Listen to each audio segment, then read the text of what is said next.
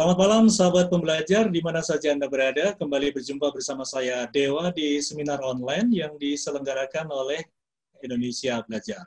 Indonesia Belajar adalah sebuah media untuk belajar yang berisi motivasi, inspirasi, pengetahuan dari para narasumber terbaik Indonesia. Indonesia Belajar hadir dalam platform mobile aplikasi yang bisa Anda download di Google Play Store ataupun Apple App Store, dan Anda juga bisa klik website kami di indonesiabelajar.id.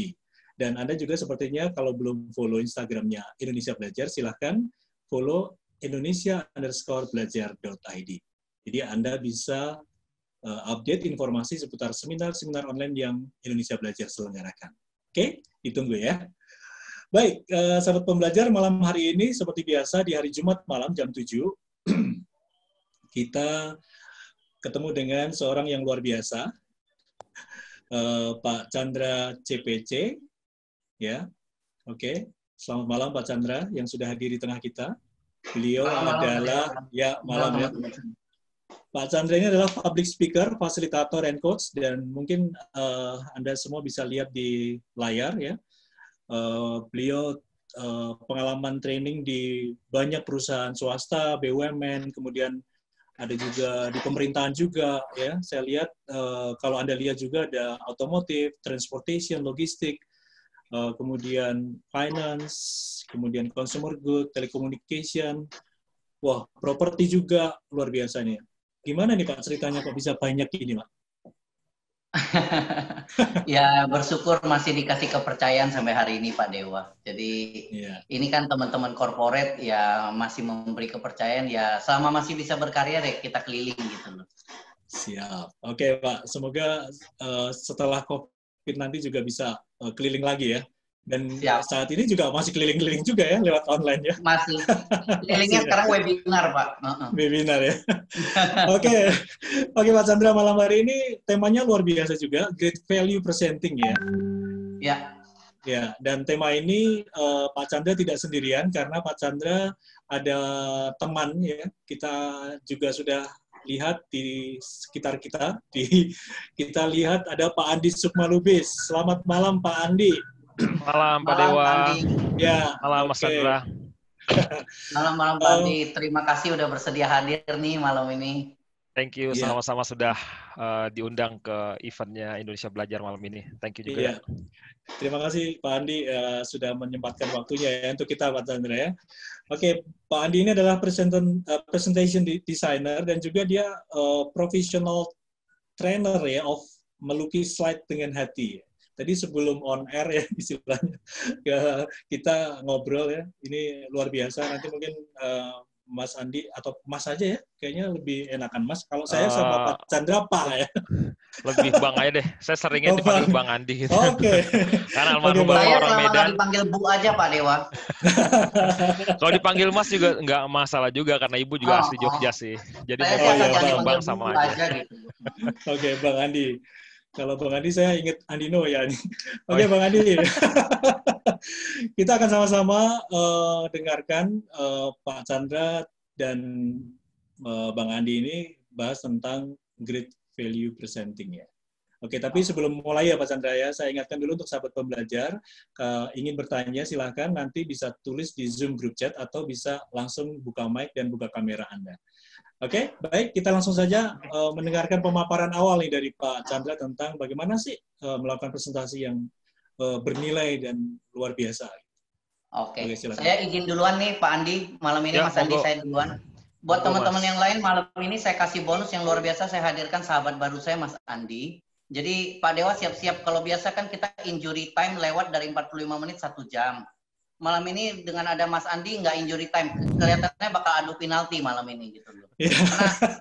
Karena boleh. Jadi saya cerita dulu sedikit kenapa saya ajak Mas Andi. Buat Anda semua, tolong Anda nanti abis ini ikutin Instagramnya Mas Andi melukis slide. Jadi bayangin zaman sekarang ini kita bisa diajari bagaimana membuat sebuah presenting yang luar biasa dengan PowerPoint terutama, dan ternyata banyak sekali hidden gems-nya dan inilah pakarnya. Jadi malam ini saya membawakan presenting itu 2 hal. Presenting dalam hal mindset di dunia selling, tetapi new normal ini kan juga teman-teman setuju ini udah eranya digital. Nah, di digital itu konten atau tampilan itu menjadi luar biasa. Anda setuju atau enggak? Boleh nggak tolong ditulis di chat. Kalau Anda setuju berarti saya tahu banget, saya tepat sekali mengundang sahabat saya Mas Andi malam ini gitu. Oke.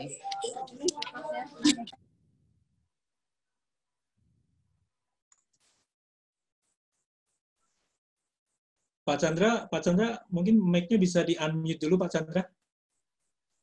Pak Chandra. Halo Pak Chandra. Pak Chandra. Oke, suara saya hilang ya? Oke. Hilang tadi. Oke. Saya menyapa teman-teman saya, ada Pak Stevi dari Bali. Kelihatannya ini biasa ada teman-teman dari Ciputra juga, dari Astra Autopart. Kemudian ada Bu Ocha dari Samsung. Buat semua yang udah join, thank you. Buat yang baru kenal malam ini, salam kenal. Semoga ini nanti jadi awal dari persahabatan kita. Oh, Pak Lutfi juga seperti biasa join lagi. Selamat bergabung Pak Lutfi. Oke, saya cerita dikit teman-teman.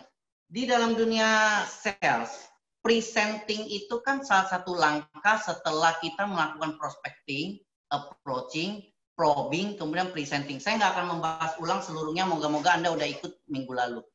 Tetapi di dunia sales, Anda lihat, saya tuliskan di sini, selling itu mudah kalau probing ketemu presenting. Itu yang kita bahas minggu lalu. Kalau di probing ketemunya masalahnya diare, bagaimana di presentingnya memberikan diapet.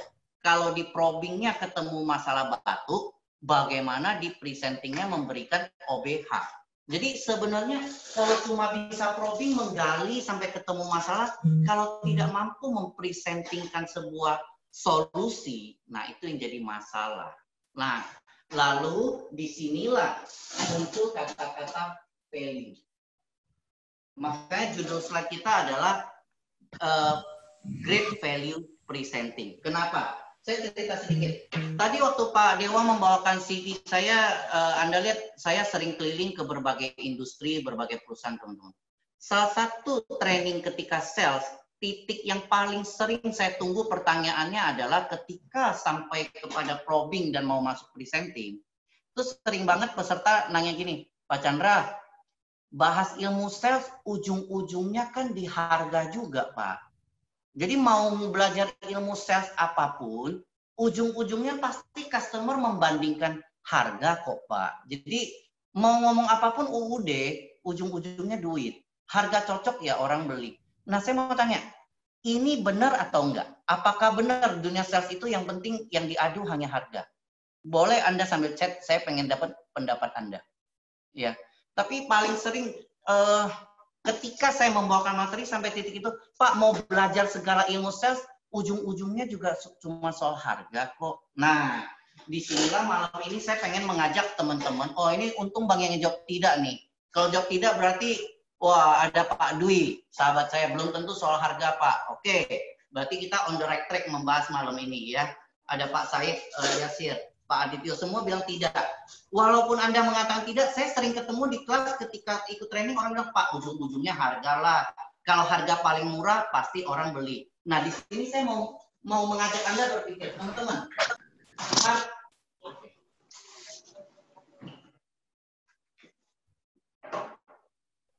Saya pakai merah deh sekalian biar kelihatan. Boleh ya, teman-teman ya.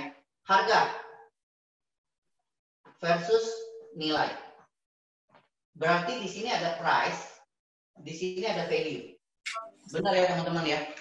Dalam dunia sales itu orang sering melihat ada harga, ada value. Kenapa kita malam ini menggunakan great value presenting? Satu, karena harga itu sifatnya tidak konsisten. Dan harga itu tidak bisa digunakan untuk menjelaskan. Kenapa? Karena kalau harga berdiri sendiri, dia tidak punya makna apapun. Coba nih, saya cek. Saya cek di layar nih. Siapa yang layarnya saya lagi lihat? Ada ini Bu Dwi Utami kelihatannya ya. Jadi selain Pak Dewa, Pak Andi, ada Bu Dwi Utami. Kemudian juga ada Pak Hadi. Oke, saya mau tanya sama Bu Dwi Utami dong, Bu. Nyalain aja mic-nya nggak apa-apa, Bu. Uang 100.000 itu besar atau kecil, Bu? Kalau 100.000 itu mahal atau murah?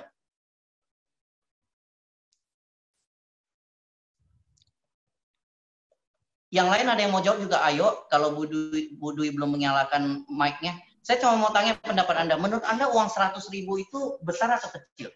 Mahal atau murah? Pak Hadi kelihatannya menyalakan mic. Pak Hadi, uang 100.000 itu besar atau kecil sih, Pak? Yes, Pak. Bagi saya agak besar itu. Oh, bagi Pak Hadi agak besar ya. Ada yang punya pendapat lain, Pak? Uang 100.000 buat Anda besar atau kecil? Saya pengen tahu aja, pengen survei malam ini, teman-teman. Tergantung, yang mau Pak. cek silakan, yang mau nyalakan mic silakan. Saya cuma mau ngecek uang 100.000 itu besar atau kecil? Relatif situasi. Oke. Kelihatannya yang masuk chat, yang nulis, yang ngomong pada bilang relatif. Besar atau kecil itu relatif. Benar nggak, teman? Tergantung nilainya, Pak. Wah, Pak Lutfi sekarang ngomongnya udah pakai nilai. Anda lihat, Pak Lutfi menggunakan nilai, dia tidak menggunakan harga. Yes, uang 100.000, Pak, Bu, ya. Uang 100.000 itu kalau berdiri sendiri, it doesn't mean anything. Anda harus membandingkan. Untuk tahu 100.000 itu berharga atau enggak, Anda harus tahu seberapa besar take home pay seseorang. Benar nggak, teman-teman? Kalau untuk orang yang punya take home pay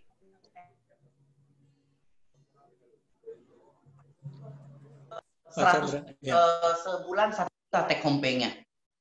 Saya mau tanya, 100.000 itu besar atau kecil, teman-teman, buat orang yang punya take home pay 1 juta rupiah sebulan? Besar-besar sekali ya. Itu mencakup 10% loh, Pak, dari penghasilan. Kalau Anda ajak dia makan di restoran di mall yang satu kali makan 100.000, Pak, dan Anda tidak traktir dia makan siang, Anda membiarkan dia makan sendiri, Anda bisa bayangin nggak efeknya, Pak? Satu kali makan siang menghabiskan 10% income. Itu apa yang terjadi? Itu bisa berujung dengan puasa muti Senin Kamis loh, Pak. Dan yang saya maksud Senin Kamis itu bukan Senin dan Kamis loh, Pak. Senin sampai Kamis itu puasa mutih, Pak. Benar ya? Nah, kalau orang yang cuma punya take home pay 1 juta rupiah, Anda ajak makan 100.000 2 kali sebulan, Pak. Itu apa efeknya? Efeknya adalah bisa berujung sampai kepada perubahan menu makan. Artinya apa? Pagi kare, siang rendang, malam sate. Tapi semua dalam bentuk mie instan, Bu. Karena apa? 20% income dipakai buat 2 kali makan siang. Ya udah jelas, sisanya dalam sebulan harus irit habis-habisan. Jadi Anda lihat, harga sendiri tidak bisa mencerminkan apapun. Sekarang saya tanya lagi, ini termasuk perbandingan, biar kita ngerti value dulu. Baju 500.000 sama baju 50.000, lebih murah yang mana, teman-teman? Silakan aja langsung jawab, jadi biar kita ada seru juga, nggak sepi gitu. Baju 500.000 dengan baju 50.000, yang mana yang lebih mahal?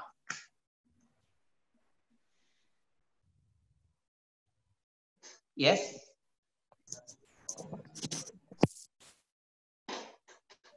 Pertanyaan saya sederhana, kalau baju 500.000 sama 50.000, yang mana yang lebih mahal? Apakah 500.000 lebih mahal atau 50.000 lebih mahal?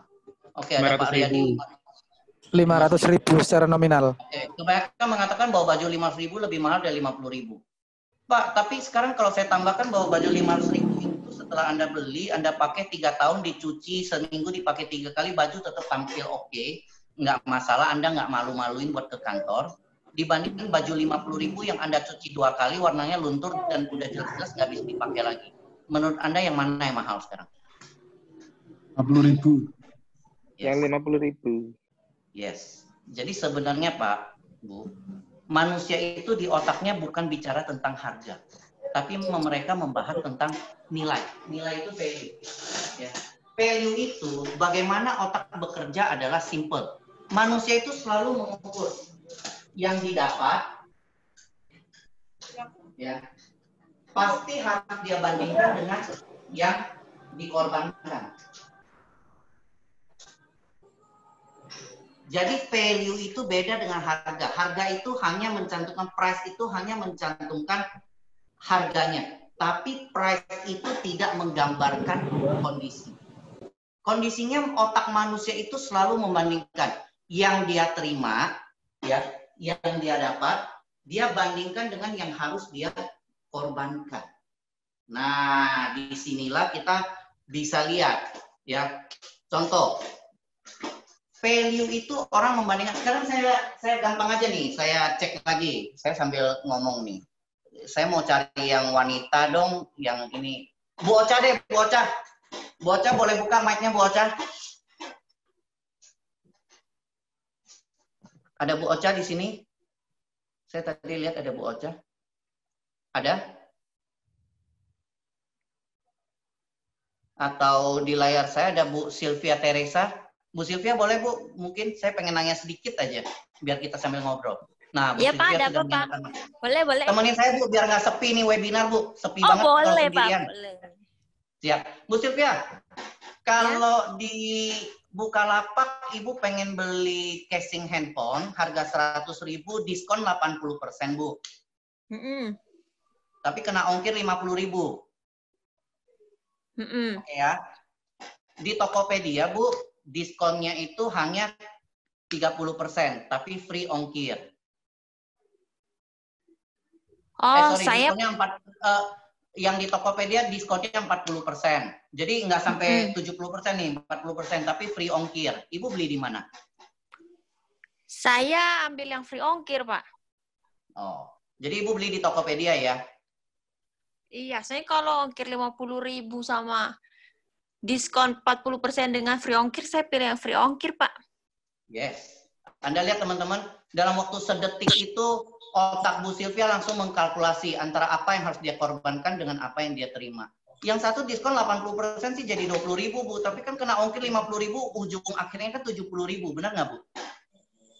Betul, Pak. Yes. Yang satu lagi diskon 40% memang harganya 60.000, tapi kan nggak pakai ongkir. Jadi dalam waktu sedetik itu, jangan pernah main-main dengan perhitungan di otak power of ibu-ibu. Power of emak-emak itu hitungannya langsung jalan. Sebenarnya di detik itulah ibu menghitung value gitu loh. Ibu tidak menghitung harga. Karena begitu, Pak. Yes, ibu langsung menghitung dong. Total yang saya dapatkan dibanding yang harus saya korbankan itu berapa. Nah, sebenarnya otak manusia itu selalu membandingkan value. Jadi salah kalau kita menggunakan price gitu loh. Nah, value ini makanya kalau Anda masuk ke toko-toko di mall, kalau masuk ke Watson nih, kalau Bu Sylvia masuk ke Watson, itu ada sebutan dengan best value offer. Nah, maksudnya best value offer adalah yang Anda dapatkan jauh lebih besar dari yang harus Anda korbankan. Nah, kalau di sini di layar saya ada Pak Stevigo. Pak Stevigo dari Bali. Pak, kalau lagi ke Jakarta, Pak Stevi boleh nyala nggak mic-nya, Pak? Temenin saya dong. Pak Stevi itu kalau ke Jakarta, Pak, kalau belanja ke Glodok, di Glodok itu kata value itu penggantinya adalah cengli dong, Pak. Nah, cengli itu adalah orang merasa yang didapatkan nilainya lebih besar dari yang harus dia korbankan. Nah, dari sini kita turunkan nih. Sebentar, saya masih sambil lihat waktu. Saya maunya waktunya Mas Andi nanti juga nggak kepotong. Yang didapatkan orang ini bisa dibagi menjadi sebentar. Saya hapus dulu ya. Oke. Yang didapat itu bisa turun menjadi fungsional plus emosional. Nah, saya ajak Anda berpikir value nih, teman-teman. Value ini adalah dasar dari penawaran dan dasar dari negosiasi. Yang didapat itu adalah fungsional tambah emosional. Jadi kita mengkonsumsi apapun itu pasti berbentuk fungsional maupun emosional. Dibagi dengan yang dikorbankan. Yang dikorbankan seseorang itu harga ditambah pengeluaran lainnya. Artinya total yang harus dia korbankan. Tadi ketika saya dengan Ibu Sylvia, disitulah kita melihat Bu, harga itu satu, diskonnya 80% memang dia 20.000, tapi total yang harus dibayarkan plus ongkir adalah kembali menjadi 70.000. Ketika dia hanya diskon 40% tanpa ongkir, berarti di sini 0, di sininya menjadi 60.000. Dalam detik itu, otak Anda langsung melihat, lebih baik saya ambil penawaran yang 60.000 dibanding yang 70.000. Nah, di sisi satunya, kita lihat nih teman-teman. Yang didapat seseorang kita harus lihat. Ada fungsional, ada emosional. Teman-teman, saya pengen dapat pendapat Anda nih. Tolong chat aja atau buka mic silakan. Menurut Anda di sisi manusia, mengkonsumsi sesuatu itu lebih kuat fungsional atau emosional? masalah mana yang lebih kuat mempengaruhi decision manusia? Emosional. Oke, berarti Anda semua tuliskan emosional ya. Saya tes. Pak Lutfi dari industri otomotif. Pembelian mobil itu fungsional atau emosional, Pak? Fungsional, Pak. Fungsional. Fungsional. Oke, kalau saya jawab relatif, Pak. Kalau dia mobil pertama, artinya orang dari naik motor mau naik kelas menjadi mobil. Percayalah itu fungsional. Yang dimaksud mobil adalah pokoknya punya 4 pintu, punya atap, tertutup kaca, ada AC, ada tip, itu mobil. Terlindung dari hujan, terlindung dari panas, dan kalau tabrakan nggak langsung kena badan. Benar Pak Lutfi? Betul, Pak. Oke, itu fungsional.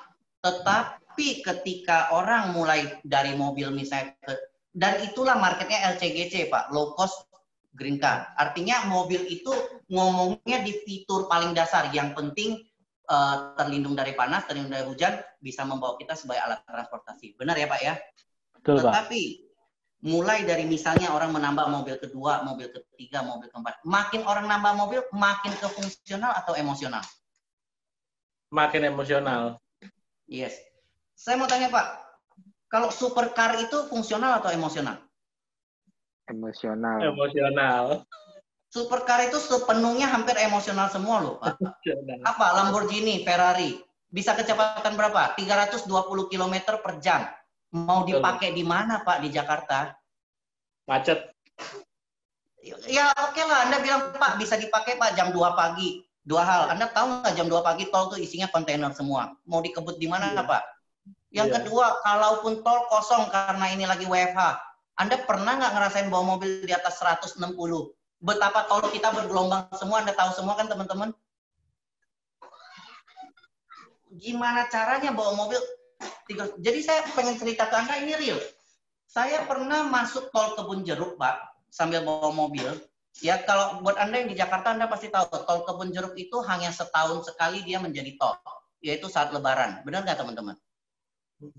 Kalau bukan Lebaran, namanya tol, bayar tol, tapi di dalamnya ya nggak ada ininya. Begitu saya masuk tol Kebun Jeruk, tepat di samping saya ada sebuah Lambo warna kuning, luar biasa Pak, tepat di samping saya. Dan sambil kita maju, ya tiap kali saya maju dia maju, tiap kali saya rem dia rem. Ya karena macet total kan Pak. Jadi saya sambil melihat ke sebelah, saya memandang rendah ke dia. Ya kan maksudnya dia jauh di bawah, benar dong Pak ya. Mobil super kan Anda tahu. Jadi gini-gini saya memandang rendah loh ke orang yang bawa mobil super. Karena dia jauh di bawah gitu ya. Tapi apa yang terjadi? Saya maju ya dia maju, saya macet ya dia macet. Jadi artinya apa? Orang itu melihat fungsional tambah emosional. Nah, sebenarnya memainkan value itu adalah bagaimana memainkan kombinasi fungsional, emosional. Baru tak umbi. Jadi sing dari hari pertama tahun dari ini. Salah satu kekurangan paling besar dalam selling adalah kita hanya fokus di harga. Disinilah kelemahan paling utama. Berarti kita hanya menggunakan salah satu faktor nilai, Pak. Jadi sebenarnya harga dengan value itu, nilai dengan harga itu tidak diadu. Karena harga adalah bagian dari nilai. Harga itu hanya salah satu komponen. Disinilah Anda perlu memainkan bagaimana fungsionalnya, bagaimana emosionalnya. Ini yang nanti berkembang, ada yang disebut dengan FAB. Ada feature, ada advantage, ada benefit. Ini berlaku pada apapun. Makanan teman-teman F&B. Fitur itu apa? Fitur dasar. Makanan yang penting enak. Benar nggak teman-teman? Yang penting kenyang. Jadi kalau makanan yang penting kenyang, saya happy. Itu namanya feature. Advantage itu apa? Kelebihan yang tidak dimiliki orang lain. Oh dia enak, masakannya luar biasa. Itu saya bersedia bayar lebih mahal untuk makan yang enak. Itu advantage. Benefit itu apa? Benefit adalah makanan ini bisa membawa pengaruh yang luar biasa sekali. Contohnya meningkatkan vitalitas, membuat pria lebih perkasa ya. Makanya ada makanan-makanan di dunia yang eksotik ya, sirip hiu. Kemudian sarang burung yang kalau dimakan katanya meningkatkan kesehatan. Padahal sampai hari ini seluruh riset tidak menemukan faktor apapun di dalam sarang burung ludah burung walet yang membuat orang lebih sehat. Tapi begitu dimakan orang merasa lebih sehat. Di situ dia memainkan sisi emosional. Nah, sehingga ketika Anda sudah menguasai ilmu probing pun belum cukup. Anda harus bisa membungkus dalam sebuah presenting value. Presenting value itu apa? Anda harus bisa memainkan, ada 3 strategi. Bagaimana meningkatkan yang didapat, tapi menurunkan yang dikorbankan.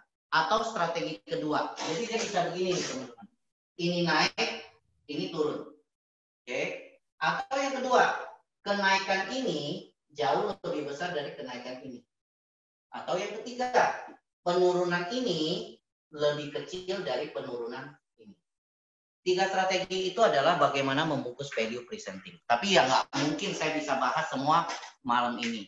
Jadi kira-kira kalau kelas probing ada 2,5 jam untuk khusus belajar probing, kelas presenting itu akan belajar tentang semua ini, tentang bagaimana membungkus feature, advantage, benefit dengan strategi-strategi itu. Seperti biasa, saya mau bertanya kepada Anda semua. Kira-kira kalau seperti itu relevan nggak untuk dipelajari dalam ilmu sales, teman-teman? Tolong di chat, saya pengen tahu. Karena waktu saya nggak panjang lagi, saya pengen pas ke Mas Andi supaya Anda bisa belajar. Jadi kalau Anda mau tahu, saya membahas presenting dalam bentuk mindset. Habis ini, Mas Andi membahas presenting dalam bentuk tampilan visual nih, konten. Nah, kalau Anda menguasai konten, itu juga mengantarkan untuk nilai. Makanya Mas Andi menyebutnya melukis slide dengan hati. Hati itu benefit nih. Hati itu emosional. Nah, di kita ilmu sales, yang kita pelajari adalah, kalau Anda cuma ngomong price, harga, sayang sekali Pak. Berarti Anda hanya menggunakan satu faktor. Anda tidak menggunakan faktor fungsional, emosional, tambah pengeluaran lainnya. Nah, itu yang nanti saya berharap kan hari Rabu nanti kan kita ada kelas probing nih teman-teman yang khusus yang 2,5 jam. Yang flyernya udah mulai ada, nanti Anda cari deh di Indonesia Belajar ya. Di Indonesia Belajar udah tayang, itu khusus belajar probing. Tapi setelah probing, setelah tahu orang diare, terus apa? Kan kita mesti belajar cara memasak diapetnya gitu loh. Nah, itulah ilmu presenting yang mindset. Oke. Nah, sampai di sini saya mau tanya Pak Dewa, kita tanya jawab dulu atau saya tos ke Pak Andi dulu nih? Saya sih kalau boleh Pak Andi dulu, belakang baru tanya jawab nih. Gimana? Ya, boleh. Langsung Pak Andi aja. Saya jangan sampai sahabat baik saya diundang jauh-jauh terus di sini cuma ngedengerin. Saya ngerasa berdosa nih. Teman-teman boleh nggak saya pas dulu ke Mas Andi? Anda belajar dari sahabat saya yang luar biasa. Kalau Anda punya pertanyaan dicatat, kita bahas di belakang. Nggak apa-apa, injury time nggak apa-apa. Kalau perlu hajar sampai penalti, boleh ya? Ya. Oke. Mas Andi, silakan Mas Andi. Please keep it rock and roll. Saya juga pengen belajar. Oke. Langsung ke saya nih. Ya, Bang Andi. Ya, bismillahirrahmanirrahim. Assalamualaikum warahmatullahi wabarakatuh. Selamat malam, salam sejahtera buat teman-teman semua. Terima kasih Mas Chandra dan Mas Dewa. Aku panggilnya Mas aja, nggak Pak Dewa. Kalau Mas Chandra manggil Pak Dewa, kayaknya seumuran kita ya. Iya. Oke. Jadi terima kasih sebelumnya sudah diberi kesempatan untuk sharing di eventnya Indonesia Belajar. Mudah-mudahan ada manfaatnya dan saya nggak tahu saya dikasih waktu berapa lama ini. Kemarin sih ajar aja Pak Andi. Kemarin Mas Chandra bilang setengah jam, Mas, nanti waktunya 1 jam dibagi 2, jadi saya setengah jam, nanti Mas Andi setengah jam. Yeah. Oke, saya tinggal berpikir apa setengah jam yang bisa saya bawain ya materinya. Ini materinya, karena saya jarang-jarang bawain webinar, biasanya selalu ada sesi praktek yang saya bawakan karena selalu gatel kalau bawain sesi tentang desain slide itu cuman teorinya doang. Jadi pasti tangan itu gatel untuk nyentuh laptop itu, untuk nari-nari di atas laptop. Jadi mudah-mudahan nanti akan saya tampilkan salah satu contoh betapa powerful-nya PowerPoint yang nanti mungkin bisa bermanfaat buat teman-teman semua. So teman-teman, kalau Mas Chandra menggunakan whiteboard, izinkan saya menggunakan salah satu kecintaan saya, yaitu PowerPoint. Jadi saya tidak menggunakan whiteboard, tidak menggunakan flip chart. Saya menggunakannya PowerPoint murni di malam hari ini, dan nanti akan ada satu yang saya praktekin buat teman-teman supaya bisa ngelihat kira-kira semudah apa PowerPoint, se-powerful apa PowerPoint untuk menjadi media yang bisa menguatkan pesan yang teman-teman sampaikan atau teman-teman delivery di depan klien atau di depan audien atau di depan stakeholder di perusahaan teman-teman semua. Saya izin untuk share ya Mas. Saya share Ya, screen-nya dulu. silakan. Ya. Saya tinggal ambil dari flyernya Indonesia Mengajar aja ini, kemudian saya edit-edit sedikit. Sudah kelihatan slide-nya ya? Sudah. Siap. Namanya Great Value Presenting. Wah, ini alhamdulillah diperkenalkan sama Mas Chandra ke tim dari Indonesia Belajar. So, teman-teman, dalam waktu durasi setengah jam ke depan, ataupun berapa nanti yang diberikan oleh Mas Chandra dan tim Indonesia Mengajar, Indonesia Belajar, saya ada mengambil sebuah konsep yang akan saya tampilkan sampai mungkin setengah jam ke depan, yaitu tentang bagaimana menghasilkan sebuah warna bisa bermanfaat buat teman-teman ketika menyajikan sebuah informasi visual di depan klien atau siapapun juga. Tapi sebelum saya mulai, saya akan menampilkan sebuah quote ini. Ini quote yang nanti saya izin di dalam setiap halaman slide-nya saya jadikan sebagai contoh kalimat yang sering saya gunakan. Karena ini menjadi salah satu quote favorit saya. Being the solution, bahwa ketika kita di-hire oleh klien, ketika kita di-hire oleh siapapun, ketika kita diminta oleh pimpinan kita, ketika kita diminta oleh atasan kita untuk mendesain sesuatu, kita mendesain bukan untuk memenangkan sebuah piala. Kita mendesain bukan untuk berpacu mendapatkan sebuah reward, tapi bagaimana hasil desain kita bisa menjadi sebuah bagian dari upaya kita untuk menghadirkan sebuah solusi buat orang lain. Ketika kita diminta untuk tampil di depan orang lain, bagaimana kita bisa menghadirkan sebuah solusi. Menghadirkan sebuah solusi di depan orang lain tidak serta-merta memerlukan sebuah PowerPoint. Dengan kekuatan vokal kita, dengan kekuatan delivery kita, kita bisa menghadirkan solusi buat orang lain tanpa menghadirkan media visual apapun. Tapi once ketika media visual digunakan, teman-teman bisa mengoptimalkan. Dan PowerPoint bukan satu-satunya media. Teman-teman bisa menggunakan seperti Mas Chandra tadi, menggunakan whiteboard, bisa menggunakan iPad seperti Pak Mario Teguh atau Ibu Cici Resti, bisa menggunakan flip chart seperti sebagian trainer, dan juga bisa menggunakan alat bantu berupa produk ataupun berupa sticky note seperti ketika ada sesi-sesi tentang design thinking, dan sebagian besar orang lagi juga menggunakan PowerPoint sebagai media partner untuk menampilkan pesan visualnya.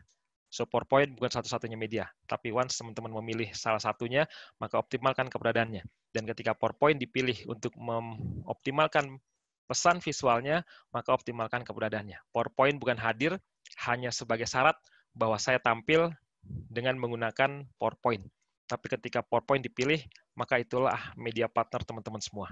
Dan mudah-mudahan yang saya share singkat banget tentang warna bisa sedikit banyaknya ngebantu tentang pemahaman teman-teman tentang sebuah warna.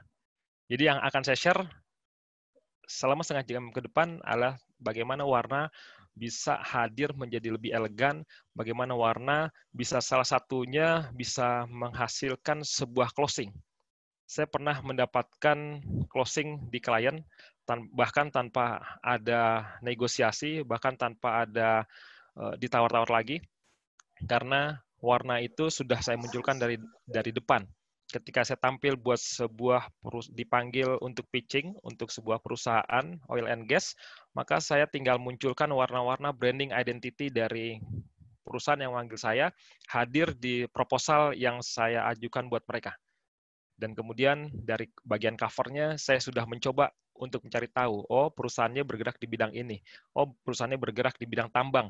Maka dari cover depan sudah saya masukkan sebuah gambar dump truck yang kemudian saya olah, saya kasih pewarnaannya sampai terakhir, kemudian tidak ada satupun kata-kata yang kemudian itu digunakan untuk meminta diskon ataupun menawar apa yang sudah saya tampilkan di bagian quotation-nya. Jadi salah satunya mereka sudah merasa itu ada gambar itu, ternyata bisa juga dump truck dibikin kayak gitu. Itu respon pertama ketika cover saya munculkan ke screen projector. Ternyata dump truck itu bisa dibikin kayak gitu ya, keren juga. Dan ketika sudah kebahagiaan muncul, rasa tergugah, rasa emosionalnya, maka ke belakangnya kita tinggal mainkan tone-nya. Dan alhamdulillah beberapa klien saya ketika itu saya tampilkan di depan mereka, tidak ada lagi minta diskon-diskonan, dan mereka sudah langsung agree deal dan tinggal menentukan harinya. Beberapa saya mendapati seperti itu ketika warna branding identity-nya kita munculkan, dipadu-padankan dengan bagaimana PowerPoint bisa memunculkan gambar menjadi lebih impactful, dan hasilnya ya alhamdulillah itu yang saya rasakan beberapa kali di corporate. Jadi penggunaan warna akan saya share singkat buat teman-teman semua. Dan ini ada sebuah jurnal yang saya ambil dari Impact of Color on Marketing.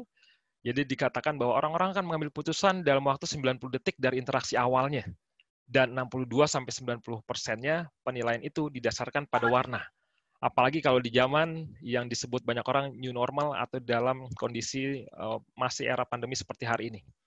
Ketika teman-teman menggunakan sosial media sebagai sarana untuk marketing, untuk promo, maka bisa jadi orang langsung akan men-scroll down, scroll up ketika melihat tampilannya, ketika warna tidak mengenakan buat dia, ketika warna tidak mengasihkan buat dirinya, ketika warna rasanya menyakiti matanya. Maka orang langsung akan scroll down, scroll up, dan dia tidak membaca atau dia melewati hanya sepersekian detik tampilan teman-teman semua. Apalagi sekarang lagi booming tentang karusel. Jadi kalau karusel teman-teman semua, atau ada teman-teman yang sudah biasa membuat karusel, tampilan warna di depan covernya nggak menarik, maka orang tidak akan men-swipe, tapi langsung akan di-scroll. Padahal fungsi dihadirkan karusel adalah supaya orang mau men-swipe ke halaman berikutnya. Tapi ketika warna dari bagian cover tidak mengenakan, tidak nyaman di mata, orang tidak lagi untuk men-swipe, tapi yang akan mereka lakukan akan men-scrollnya. Ini saya tanya ke teman-teman deh. Silakan teman-teman dipilih. Tampilan ini lebih menarik yang sebelah kiri atau sebelah kanan?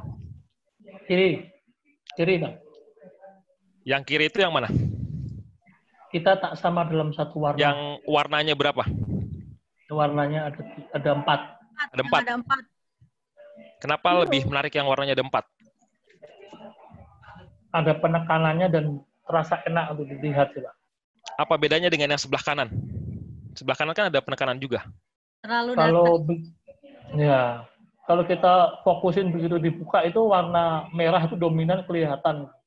Ya. Yang tapi bilang mungkin, sebelah kanan menarik ada? Tapi mungkin karena kita suka visual ya Pak ya, jadi cepet ngomongnya gitu, melihatnya. Ya. Ada yang lebih mengatakan sebelah kanan lebih menarik? Ya, sebelah kanan lebih menarik. Alasannya apa, Mas? Lebih simpel dengan satu warna. Lebih simpel dengan 2 warna mungkin ya, hitam dengan biru. Iya, 2 warna. Iya, 2 warna. Simpel. Yang kanan simpel. Simpelnya karena cuma 2 warna. 2 warna dan lebih enak dibaca. Lebih enak dibaca. Beberapa mungkin ada yang beranggapan sebelah kiri merasa lebih nyaman, sebelah kanan merasa lebih nyaman. Saya dulu beranggapan yang sebelah kiri itu lebih nyaman. Ketika lingkungan saya membentuk saya seperti itu. Ketika saya berada di dunia sistem manajemen ISO 9001 kawan-kawannya, saya pernah punya 80 slide, itu tulisannya isi 80 slide-nya penuh dengan tulisan, full of text. Dan kadang-kadang di satu halaman penuh dengan warna-warna. Saya pernah dikungkung, saya pernah dibesarkan dengan kondisi seperti itu. Ketika dapat pembelajarannya selama 5 hari, ya kondisinya seperti itu trainer membawakan. Ketika saya ganti jadi trainer, saya pun pada akhirnya membawakan dengan konsep seperti itu. Tapi ternyata setelah belajar, ternyata nggak seperti itu. Karena warna yang paling memudahkan, menyaman buat mata adalah ketika warna itu dibuat secara sederhana. Kalau yang sebelah kiri itu ada 4 warna, sementara yang sebelah kanan ada 2 warna. Mungkin buat teman-teman yang punya filosofi, kayaknya saya lebih senang warnanya karena ada merahnya. Saya sengaja di yang sebelah kanan tidak saya pakaiin merah. Karena saya ingin tahu kira-kira seperti apa.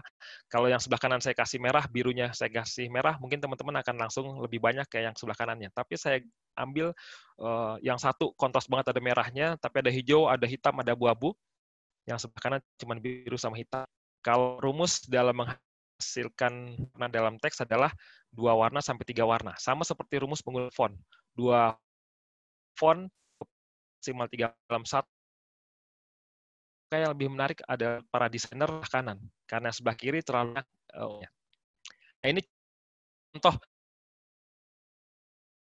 teman-teman ambil warna itu bisa dari corporate identity, warna dari presentasi. Suaranya putus-putus. Ya, teman-teman ingin warna putus suaranya?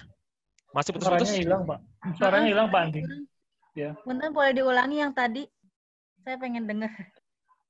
Ada X sama checklist. Bang? Iya, Bang. Sekarang masih hilang nggak? Iya, sekarang udah lumayan. Coba. Sudah lumayan. Halo? Ya, oke, Mas. Sudah oke? Ya. Diulangin ya? yang mungkin sinyal melemah. Ya. Teman-teman, Yang tadi ini, jadi rumusnya adalah kalau rumus font itu sama rumus warna itu sama. Dalam satu paragraf, gunakan 2-3 warna. Kalau untuk font, dalam satu rangkaian presentasi, 2, 3, 5, 10, 15, 100 presentasi, 100 halaman presentasi, rumus untuk font adalah 2 optimal, 3 maksimal. 1 sebagai headline, 1 sebagai body text. Kalau untuk warna dalam satu paragraf, hadirkan warna itu tidak lebih dari 3 dalam satu paragrafnya. Misalnya 1 sebagai headline, 1 sebagai body text, 1 sebagai misalnya kalau itu quote, ada nama untuk quote-nya. Ataupun kalau itu berupa sebuah rangkaian ada headline, ada subtitle, headline-nya satu warna, subtitle-nya warna yang lain, body text-nya warna yang lain. Maksimal 3 warna, tapi optimalnya adalah seperti rumusan untuk font, cukup 2 warna. Dan ini sebuah warna yang saya ambil dari web. Kalau teman-teman bisa ingin searching warna-warna yang ada di website, bisa salah satunya ke color.adobe.com. Salah satu web penyedia warna yang bisa digunakan untuk tema warna slide presentasi, tema warna untuk flyer, tema warna untuk banner, tema warna untuk desain visual apapun. Ini saya ambil contoh. Saya ngambil contoh dari color.adobe.com. Teman-teman bisa ngelihat di sebelah kiri itu ada satu palet yang terdiri dari 5 warna. Yang di sebelah kanan ada satu palet yang terdiri dari 5 warna, tapi saya ambil dari beberapa warna yang hadir di sana. Kalau yang di sebelah kiri, dari satu palet yang sudah ada, bisa diambil. Kalau yang di sebelah kanan, saya ambil dari beberapa pilihannya, saya jadikan 1, saya pilih 5. Dan ketika pilih 5 itu sudah saya tetapkan, ketika dihadirkan ke dalam slide presentasi, jadinya bisa seperti ini. Warna itu bisa dimunculkan ke warna shape, bisa dimunculkan ke warna background, bisa dimunculkan ke warna teksnya. Jadi kelima warna itulah yang terus diulang, terus diulang, terus diulang, terus diulang. Karena dalam konteks desain, ada sebuah prinsip yang namanya adalah repetisi atau pengulangan. Maka pengulangan itulah yang kita ulang terus, kita ulang terus, kita ulang terus. Sehingga mata nyaman. Jadi bukan berarti nanti warna teks itu mengikuti warna gambar. Kalau kita punya 50 halaman slide, gambar di halaman pertama nuansanya merah, nanti teksnya warnanya merah. Kalau warna teks ngikutin gambar. Nanti di halaman kedua nuansa warna biru, teksnya warna biru. Nanti kita punya 50 halaman nuansa gambarnya berbeda-beda, kita punya 50 per kombinasi warna. Maka dari awal kita sudah tentukan apa tema warna yang mau teman-teman gunakan. Salah satu panduan warna adalah corporate branding identity-nya. Buat teman-teman BPJS ketenaga kerjaan misalnya, corporate identity mereka sudah pasti biru, kuning, sama hijau. Dan itu dimunculkan ke dalam setiap desain visualnya. Jadi salah satu untuk menentukan warna adalah corporate identity. Yang kedua ada produk. Yang ketiga, di mana industri yang teman-teman mainkan. Misalnya berbicara tentang recycle, sudah pasti konsep warnanya, nuansanya adalah hijau. Bermain dengan tentang safety, nuansa warnanya ada sisi-sisi merahnya. Ini contoh penerapan warna. Ketika saya punya warna seperti ini, tema warnanya, maka nanti keseluruhan tema warna untuk background-nya, untuk teksnya, untuk shape-nya, maka keseluruhannya hanya akan mengambil dari kelima warna ini. Kelima warna inilah yang terus diulang. Dalam halaman pertama sampai halaman terakhir, slide presentasi teman-teman semua, tema warna ini yang diulang. Dan di contoh kali ini, saya akan menampilkan salah satu tema warna yang saya pakai ini. Salah satu favorit saya, perpaduan antara kuning sama biru.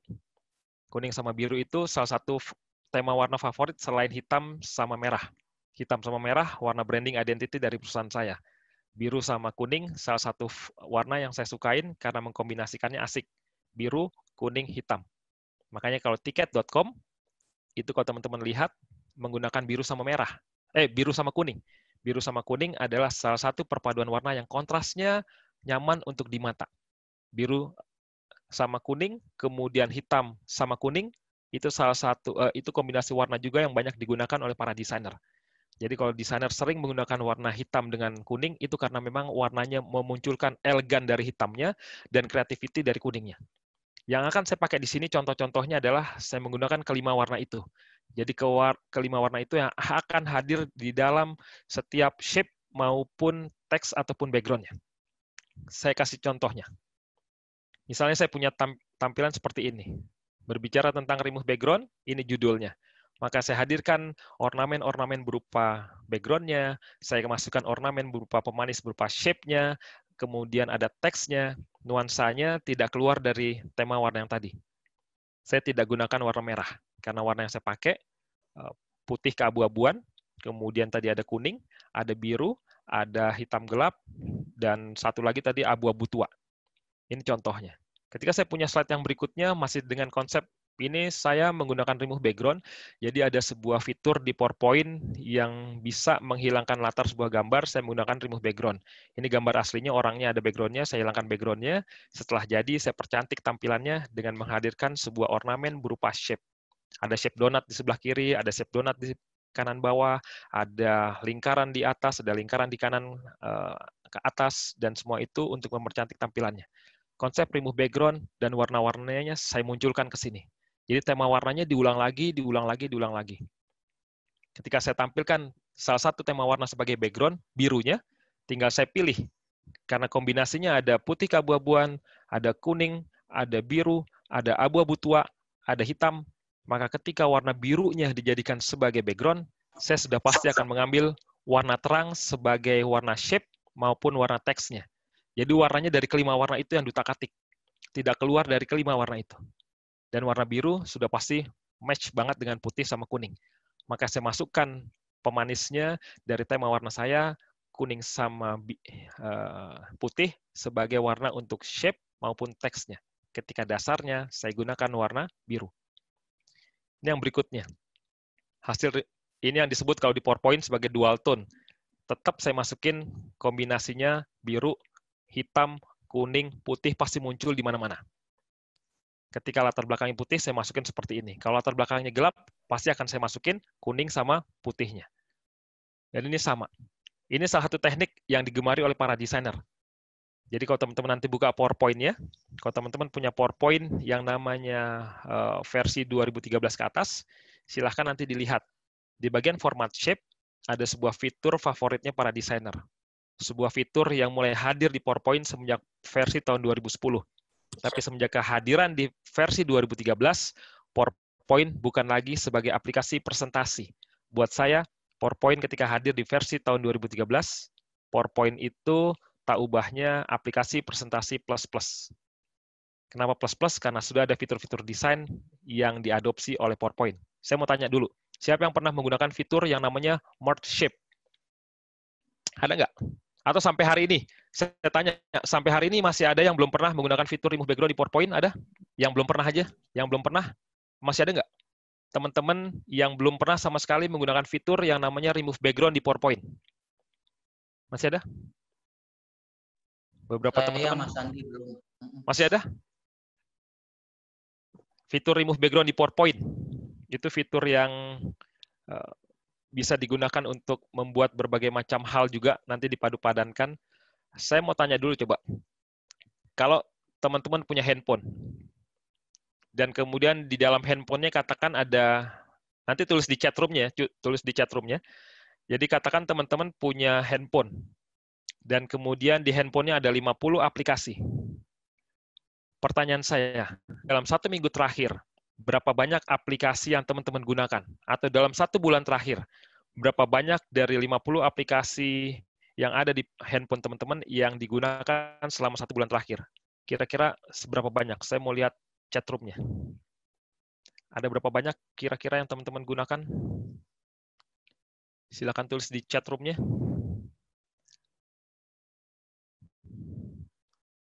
Tujuh. Dari 50 dalam 1 bulan maksimal 9, 10. Cuman sekitar 10%, 5%, 20%, 15, 8. Kalau yang 5 itu ya WhatsApp gitu ya, kemudian Instagram, Facebook, kemudian aplikasi Zoom, sama satu lagi apa ya, aplikasi mobile banking. Mobile banking, WhatsApp, kemudian Zoom, kemudian ya itulah yang kalau 5. So teman-teman, itu kurang lebih sama dengan apa yang pernah saya selalu tanyakan ke dari fitur di PowerPoint yang pernah teman-teman gunakan. Coba teman-teman sebutkan kepada saya, apa yang pernah teman-teman gunakan? Group, ungroup, kemudian send to front, send to back, insert shape, insert picture, insert text box, Ctrl C, Ctrl V. Saya tanya, ada nggak yang pernah menggunakan Ctrl D? Itu Ctrl D untuk apa tuh, Mas? Untuk duplikat. Nggak pernah. Biasanya kita Ctrl C, Ctrl V. Dan Ctrl D itu bisa mempermudah pekerjaan seseorang. Dan saya tanya, ada nggak yang pernah menggunakan fitur atau shortcut yang namanya Ctrl G? Ada teman-teman yang pernah menggunakan shortcut Ctrl G di PowerPoint? Menekan Ctrl G di PowerPoint ada yang pernah? Belum. Kalau Mas Agus Rianto pernah menggunakan grup, Mas? Itu Mas Agus Rianto bilang belum. Mas Agus Rianto pernah ya? Nah, Ctrl G itu adalah shortcut untuk grup. Jadi kalau kita pernah melakukan grup, shortcut untuk grup adalah Ctrl G. Tapi kebanyakan kita memang belum mengeksplor sejauh itu. Ada beberapa shortcut yang bisa mempermudah pekerjaan kita, tapi kita bahkan belum mengeksplor sejauh itu. Nah, itulah yang kurang lebihnya sama tuh. Kalau di ungroup, Shift Ctrl G. Pernah nggak ungroup? Ya pernah, soalnya kan habis di grup. Pernah nggak menggunakan Ctrl G? Ya nggak pernah. Pernah nggak menggunakan Shift Ctrl G? Ya nggak pernah. Grup itu cara cepatnya adalah dengan Ctrl G, ungroup itu Shift Ctrl G. Itu beberapa yang shortcut yang bisa mempermudah pekerjaan kita ketika mendesain slide. Saya kembali ke sini. Kurang lebihnya 25% fitur-fitur di PowerPoint yang pernah digunakan. Dan salah satu keunggulan PowerPoint di versi 2013 adalah hadirnya sebuah fitur yang namanya Merge Shape. Ini gambar di sebelah kiri, saya gunakan dengan teknik Merge Shape. Salah satu fitur kegemarannya para desainer. Jadi desainer itu, orang-orang yang jualan template, senang banget mengeksplor fitur yang namanya Merge Shape. Ini saya tampilkan lagi beberapa contohnya. Ini sama. Kalau tadi menggunakan rectangle, menggunakan kotak, kalau yang sekarang saya menggunakan lingkaran. Lingkarannya juga saya potong menjadi setengah-setengah, ada di atas, ada di bawah, kemudian saya combine, ada yang berwarna, ada yang hitam putih. Dengan PowerPoint, maka kalau teman-teman sudah memahami PowerPoint, tidak perlu menggunakan aplikasi desain. Saya tidak bisa menggunakan aplikasi desain, di laptop MacBook saya tidak ada Corel, tidak ada Photoshop, tidak ada Adobe Illustrator, tidak InDesign, tidak ada aplikasi desain.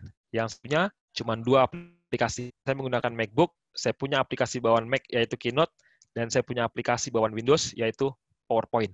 Dan saya hanya mengoptimalkan kedua fitur itu untuk membuat berbagai macam konten visual dari ID card, slide presentasi, poster, flyer, banner, backdrop, kemudian skirt, kemudian kaos yang biasa saya pakai, kemudian apalagi semua desain visual, termasuk roll banner yang ada di belakang saya, itu pun semua desain visualnya menggunakan PowerPoint only, tanpa ada sentuhan desain sama sekali.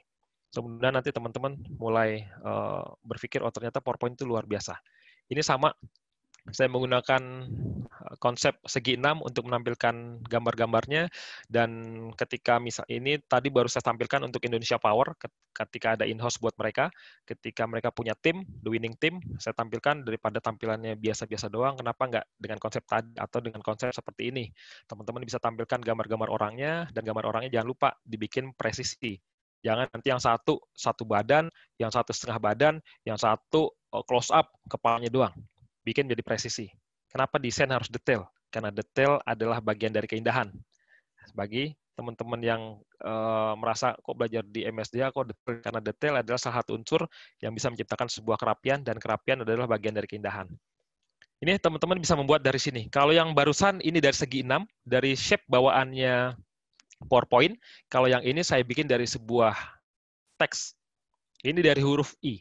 Kalau teman-teman lihat pen splash di sebelah kanan ini saya bikin dari huruf I. Kalau teman-teman ingin tahu caranya, beberapa minggu yang lalu saya pernah share di Instagram saya melukis slide. Ada judulnya, apa yang bisa dilakukan huruf I. Maka huruf I itu bisa dijadikan sebagai masking seperti ini. Ini huruf I dari font yang namanya Routledge. Tipikal font jenis dekoratif.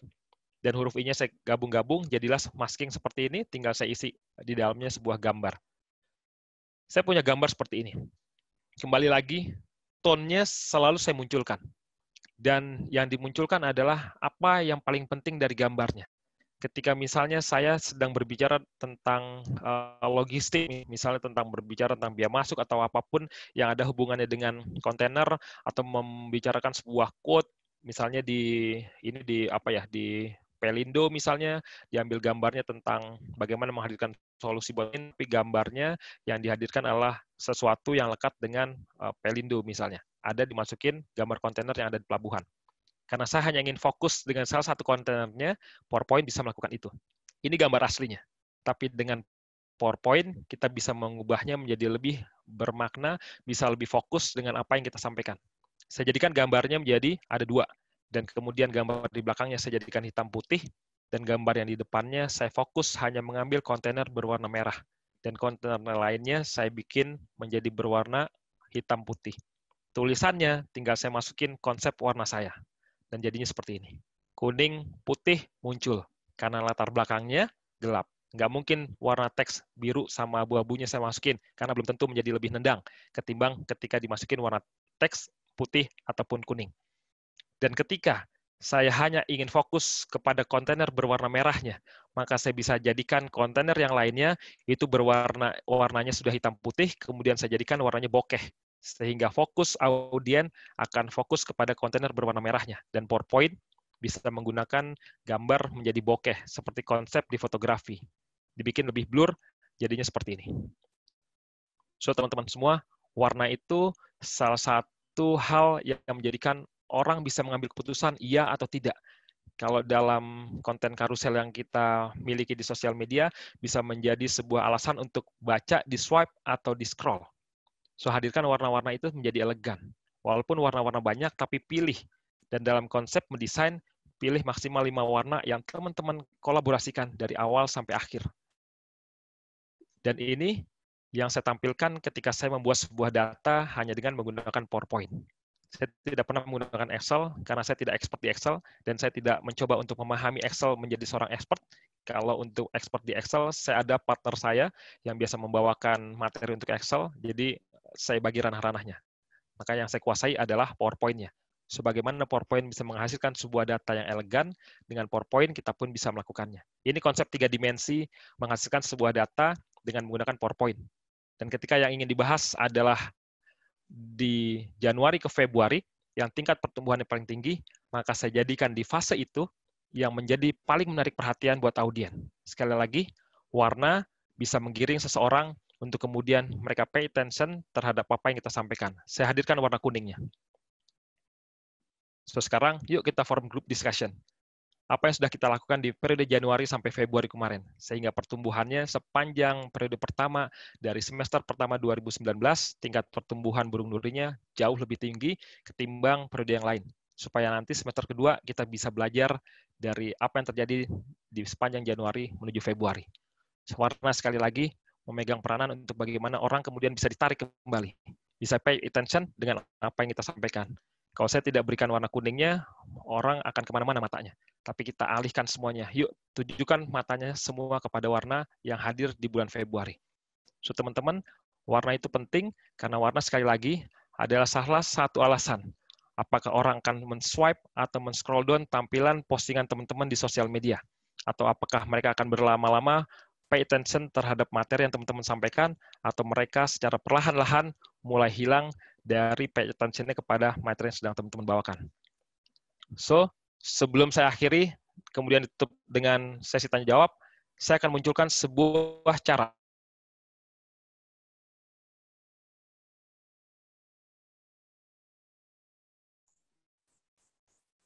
Bang Andi? Bang Andi, sahabat. Ya. Suaranya hilang. Ya, Bang Andi. Bang Andi, suaranya putus-putus. Kamera ya. freeze. Halo? Ya, kameranya memang, ya. slide-nya memang putih. Enggak, tadi suaranya enggak kedengeran, putus-putus. Yang di bagian tabel, ini kelihatan tadi? Udah. Ini kelihatan. Tadi yang tabel tadi? Udah kelihatan. Ini sudah saya jelasin tadi ya? Ya, udah.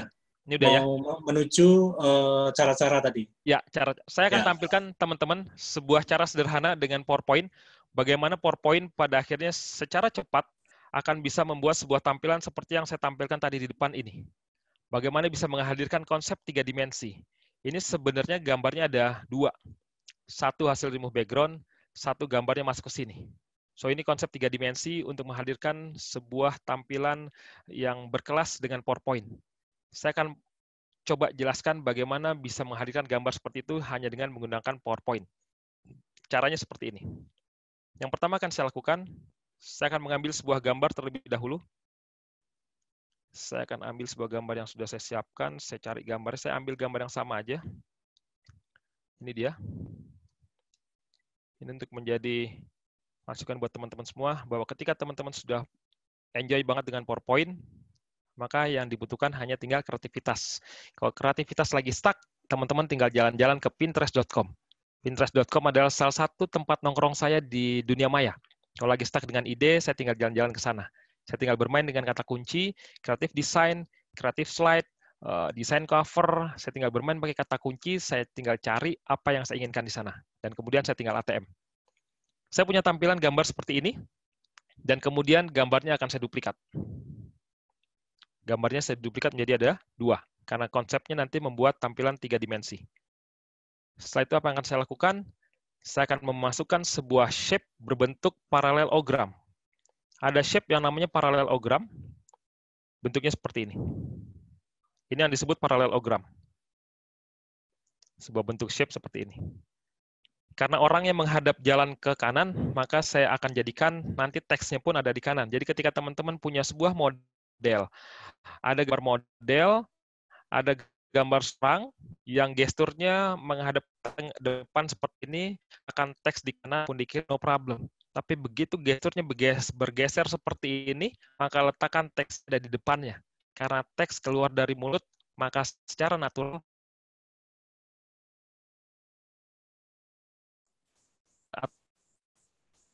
Bang Andi putus-putus, Bang Andi. Orang. Kok putus mulu ya? Iya.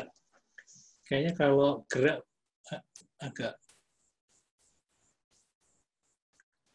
Halo? Halo, Bang. Sekarang udah oke, halo? Ya, sekarang ya? Udah oke. Ya. Kok tumben ya? Pas lagi cuman waktunya singkat, pas putus-putus lagi. Ini malam ini udah oke, Mas Dewa? Nanti ada teman-teman dari Indosat, nanti kita minta menyelesaikan masalah kita nih, teman-teman dari Indosat. Mas Sudah oke sekarang suara saya? Udah oke ya? Ya. Jadi paralelogram ini, jadi ketika teman-teman punya sebuah gambar, lihat gesturnya. Ketika orang yang ngadep ke depan, meletakkan teks di kanan, di kiri, no problem. Tapi ketika orang yang ngadep ke kanan, letakkan teks ada di depan wajahnya. Karena teks secara normalnya keluar dari mulut, bukan dari punggung. Maka jangan pernah meletakkan teks di belakang punggung. Tampilannya akan menjadi tidak natural. Setelah saya punya tampilan seperti ini, yang akan saya lakukan adalah, kalau ini saya taruh ke sini, kayaknya tidak menarik, maka ini akan saya putar. Di PowerPoint kita bisa flip sebuah shape, saya akan flip di bagian shape format, di sini akan saya flip secara horizontal. Saya akan letakkan ke sini. Saya akan taruh di sini, dan kemudian akan saya cek kira-kira seperti apa tampilannya. Oke, seperti ini. Lalu kemudian saya duplikat. Duplikat ini untuk apa? Karena akan saya letakkan di belakang dari shape warna kuning yang pertama. Tapi shape yang kedua akan saya bikin lebih kecil. Dan kalau dibikin lebih kecil, cara mudahnya adalah dengan dipotong. Saya bikin pemotongnya. Supaya teman-teman bisa melihat pemotongnya, yang pemotongnya akan saya ubah warnanya. Yang pemotongnya akan saya ubah warnanya seperti ini. Walaupun tidak ada maknanya diubah. Ini sekedar memberitahu teman-teman bahwa ada 2 shape yang ditumpuk. Kemudian akan saya potong. Shape kuningnya akan saya potong dengan shape berwarna merahnya. Dan inilah salah satu fitur kebanggaannya PowerPoint yang namanya Merge Shape. Di dalam Merge Shape ada sebuah fitur untuk motong namanya Subtract. Jadi seperti ini. Kalau sudah, ini saya duplikat. Yes. Yang satu ini nanti ada gunanya. Kemudian gambar shape-nya akan saya union. Ini shape-nya ada 2, keduanya maka akan saya union. Shape kuning yang besar dengan shape kuning yang kecil akan saya gabung jadi satu, tapi tidak dengan grup. Grup sama sekali tidak digunakan untuk mengedit picture. Keduanya akan saya gabungkan menjadi satu. Sekali lagi, Merge Shape, salah satu jalan ninjaku bagi banyak desainer. Jadi kalau kata anak sekarang, Merge Shape itu pokoknya jalan ninjaku deh. Bisa bikin apa aja, ibaratnya pintu Doraemon. Dan kemudian akan saya gabungkan jadi satu. 2 shape yang terpisah, sekarang jadi satu seperti ini. Saya kembalikan lagi. Tadi kita sudah punya 2 gambar. Ini gambarnya. Maka gambarnya sekarang akan saya masukkan ke dalam shape-nya. Ini saya geser sedikit. Saya geser seperti ini. Dah. Gambar pertama akan saya klik saya klik juga shape-nya, maka gambarnya akan saya masukkan dengan menggunakan intersect. So, sekarang gambar pertama sudah masuk ke sini. Saya kembalikan lagi. Yang belum diapa-apain gambar kedua. Gambar kedua akan saya remove background. Remove background fokus ngambil bagian atasnya doang. Bagian kakinya nggak usah dipermasalahin, karena saya hanya ingin fokus bagian tangan yang bawa kotaknya, tangan kiri sama bagian kepalanya. Ini bagian sepatunya hilang, saya nggak jadi masalah, karena nanti akan saya crop ke atas. Kalau sudah, langsung keep change. Dan kemudian hasil remove background-nya, saya klik kanan. Ini hasil remove background-nya, saya klik kanan, saya crop. Saya hanya butuh bagian atasnya. Crop seperti ini. Dan sekarang, saya sudah punya tampilan seperti ini. Konsep 3 dimensi. Lalu yang ini, kalau misalnya warna saya warna yang tadi, saya akan gunakan misalnya warna kuning sebagai warna dasarnya. Ini akan saya ubah dulu menjadi warna putih. Kemudian saya transparansikan 50%. Dan kemudian background-nya akan saya ubah menjadi warna kuning sesuai salah satu tema yang saya miliki. Ini saya taruh ke sini. Untuk mempermanis tampilannya. Dan saya tinggal masukin sebuah teks. Teksnya sudah saya siapin. Saya copy. Saya paste ke sini. Perpaduan kuning dengan hitam, saya jadikan warnanya hitam semua. Dan kemudian kata desainnya ini akan saya taruh di luar. Desainnya saya pakai salah satu tema yang sudah ditentukan dari awal, yaitu Ligu Spartan. Dan saya bikin hurufnya besar semua. Dan tema warna saya adalah warna biru, salah satunya. Maka saya jadikan tulisan desainnya dengan warna biru. Tulisan hitamnya, saya gunakan salah satu font favorit saya, yaitu Avenir. Dan saya bikin tulisannya menjadi lebih besar. Selesai. Kita sudah punya tampilan seperti tampilan yang ada di slide presentasi yang dijual di marketplace. Seperti ini. Selesai. Kurang lebih seperti itu yang saya lakukan untuk bagaimana kita punya tampilan desain, tak ubahnya seperti slide yang dijual di marketplace. Konsep 3 dimensi hanya dengan menggunakan PowerPoint. So, hadirkan warna itu di setiap halaman slide presentasi teman-teman semua, karena warna adalah salah satu penentu. Apakah pitching teman-teman berhasil atau tidak, salah satu penentunya adalah warna. Ketika warna tidak mengenakan, orang akan mulai mengalihkan pandangannya kepada sesuatu yang lebih mengenakan dirinya. So, teman-teman semua, jangan lupa warna-warna itu banyak, tapi pilih warna-warna yang teman-teman inginkan.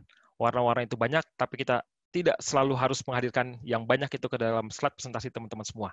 Kalau teman-teman hanya punya 5 warna, maka hadirkan dia menjadi sebuah warna yang berarti buat slide presentasi teman-teman semua. Saya Andi Sumalbis, wassalamualaikum warahmatullahi wabarakatuh.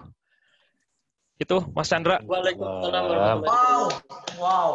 Boleh kita kasih tepuk tangan nggak semua? Tolong dong yang lain Mas Chandra kasih tepuk tangan dong buat Mas Andri. Kan karena setengah jam. Webinar ada pakai tepuk tangannya nih. Ini kayaknya sering-sering. Tadi pertanyaannya pakai kontrol apa? Saya bilang selama ini saya pakai kontrol cost doang. Jadi yang penting bagaimana costnya. Ternyata ada banyak sekali kontrol selain kontrol cost ya. Pak Dewa, saya nggak bohong loh, malam ini nggak cuma injury time, ini bakal penalti loh. Ini gimana? Masih boleh ada yang nanya atau gimana nih? Silakan. Keren banget. Ya, kita buka 5 penanya ya. 5 penanya ya. Ya, oke, silakan. Langsung buka mic aja biar cepat. Oh, ini ada yang tanya di chat ya. Microsoft Office-nya tahun berapa ini, Mas? PowerPoint-nya tahun berapa? Tadi Bang Andi udah 2013 ke atas. Ya, minimal udah ada ya? Ketika teman-teman ingin mengoptimalkan PowerPoint-nya minimal 2013. Karena 2013 itu sudah ada fitur yang tadi namanya Merge Shape. Kalau 2010 ya masih agak ribet. Tidak memudahkan. Jadi kalau ada 2 orang, sama-sama kemampuannya satu, skill-nya, yang satu dikasih 2010, yang satu dikasih 2013, maka yang 2013 akan jadi lebih dulu. Karena caranya lebih simpel 2013. 2013 ke atas lah ya. Iya, iya. Ini kok 2016 pasti ada, Mas, apalagi 2016 itu Mas Fahmi Nugraha, itu pasti ada 2016. Pasti ada. Cuman nggak nemu tadi, ada yang bilang nggak nemu. Kalau belum ada juga bikin laporan kehilangan, Mas Fahmi. saya ketik itunya, fiturnya tuh namanya Merge Shape. Merge Shape itu adanya di format shape.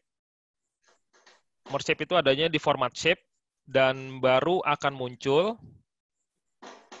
Ini saya tulis, baru akan muncul ketika minimal ada 2 image atau objek yang diklik. Okay. Jadi fiturnya masih invisible kalau cuma satu objek atau satu image yang diklik. Tapi ketika ada dua shape yang diklik, ada gambar sama shape yang diklik, merge shape baru akan muncul. Dia adanya di format shape. Jadi tempatnya merge shape itu adanya di format shape, dan di sanalah ada sebuah fitur yang logonya seperti lingkaran beririsan. Itu sih Mas. Ini tadi udah nanya belum ya? ada pertanyaan. Saya langsung ngelihat yang ada di chat rumah aja tadi langsung jawab. Gak apa-apa. Sorry Mas Dewa. Gak apa-apa, nyantai aja. Yang penting terjawab ini. Ini Pak Chandra nggak apa-apa ya? Dibaca dulu ya Pak Chandra ya? Ini saya malam ini menyerahkan pada Mas Andi, nanti saya di bagian penutup aja gitu loh. Oke. Ada Pak FX nih, kalau di PPT 2010 jenis teks apa yang paling menarik ini? Mana merge itu nggak ada. Kalau di 2010, 2013, 2016, kalau setiap kali Windows mengupgrade versinya, biasanya ada font-font baru yang menyertainya. Dan versi 2010, kalau dulu saya waktu zaman-zaman masih pakai 2010, yang saya gunakan adalah Gilsan, Calibri, sama Tahoma, dan Century Gothic. Century Gothic salah satu font yang bagus di versi Windows bawaannya, di versi font bawaannya Windows ya. Dulu zaman-zaman saya masih pakai 2010, saya gunakan Century Gothic, kemudian Tahoma, kemudian Gilsan, sama Calibri. Arial tidak pernah saya pakai. Dan kalau teman-teman mau, tinggal download aja font-font gratis yang ada di googlefonts.com. Googlefonts.com itu menyediakan font-font gratis yang kualitasnya sudah oke. Jadi para desainer yang suka jualan template, mereka banyak mengakses font-font cakep itu dari Google Font. Kenapa dari sana? Karena Google Font sendiri sudah mempublish bahwa lisensi yang ada di Google Font itu sudah aman untuk digunakan, even for commercial purpose. Teman-teman bikin tampilan untuk slide presentasi di acara webinar yang gratis boleh, di acara training berbayar monggo. Karena font di Google Font itu sudah lisensinya aman. Jadi buat teman-teman yang tidak mau disibukkan oleh seperti tempo hari ada klaim 12 juta karena menggunakan font tanpa tanpa izin, dia kena somasi 12 juta, maka ambil font yang paling aman itu dari googlefont.com. Itu sih. Oke. 2010 bisa nanti diinstal itu. Menginstal font gampang kok, tinggal ambil dari googlefont.com, hasil downloadnya langsung diklik, dia langsung akan masuk ke database laptopnya. Oke. Terjawab ya. Bang Andi, ini apa IG-nya? Yang melukis slide atau apa? Iya, melukis slide, Mas. Kalau yang Andi Sukma Lubis itu hanya untuk yang kegiatan keseluruhan, tapi kalau yang khusus desain, khusus berbagi tips tentang presentasi PowerPoint ada di melukis slide. Melukis slide ya, jadi IG-nya melukis slide ya. Ya. Oke, baik, sahabat mau belajar, ada yang mau tanya, silakan langsung buka mic. Untuk Pak Chandra juga bisa bertanya ke Pak Chandra atau ke Bang Andi, silakan. Buka mic. Mau tanya Mas. Gara-gara Mas Andi malam ini nanti Bang yang laporan kehilangan ke Polsek nih. Merch-nya nggak ada. Oke, silakan buka mic. Oh ya, silakan. Halo. Bang Andi mau tanya. Ya. Itu pemilihan warna, kalau saya lihat itu kan cenderung ke warna-warna pastel ya. Memang trennya sekarang seperti itu atau gimana ya, Mas? Bang Andi? Sebenarnya bukan tren, tapi warna pastel itu adalah warna yang nyaman untuk di mata. Maka kalau kita melihat ke web penyedia warna, katakan ke Color Lover, ke color.adobe.com, warna-warna yang dihadirkan di sana itu adalah warna-warna pastel. Warna merah yang sangat tegas, mereka kasih pencampuran hitam atau putih sehingga warnanya semakin turun, semakin soft. Warna pastel, warnanya tidak menyakiti mata.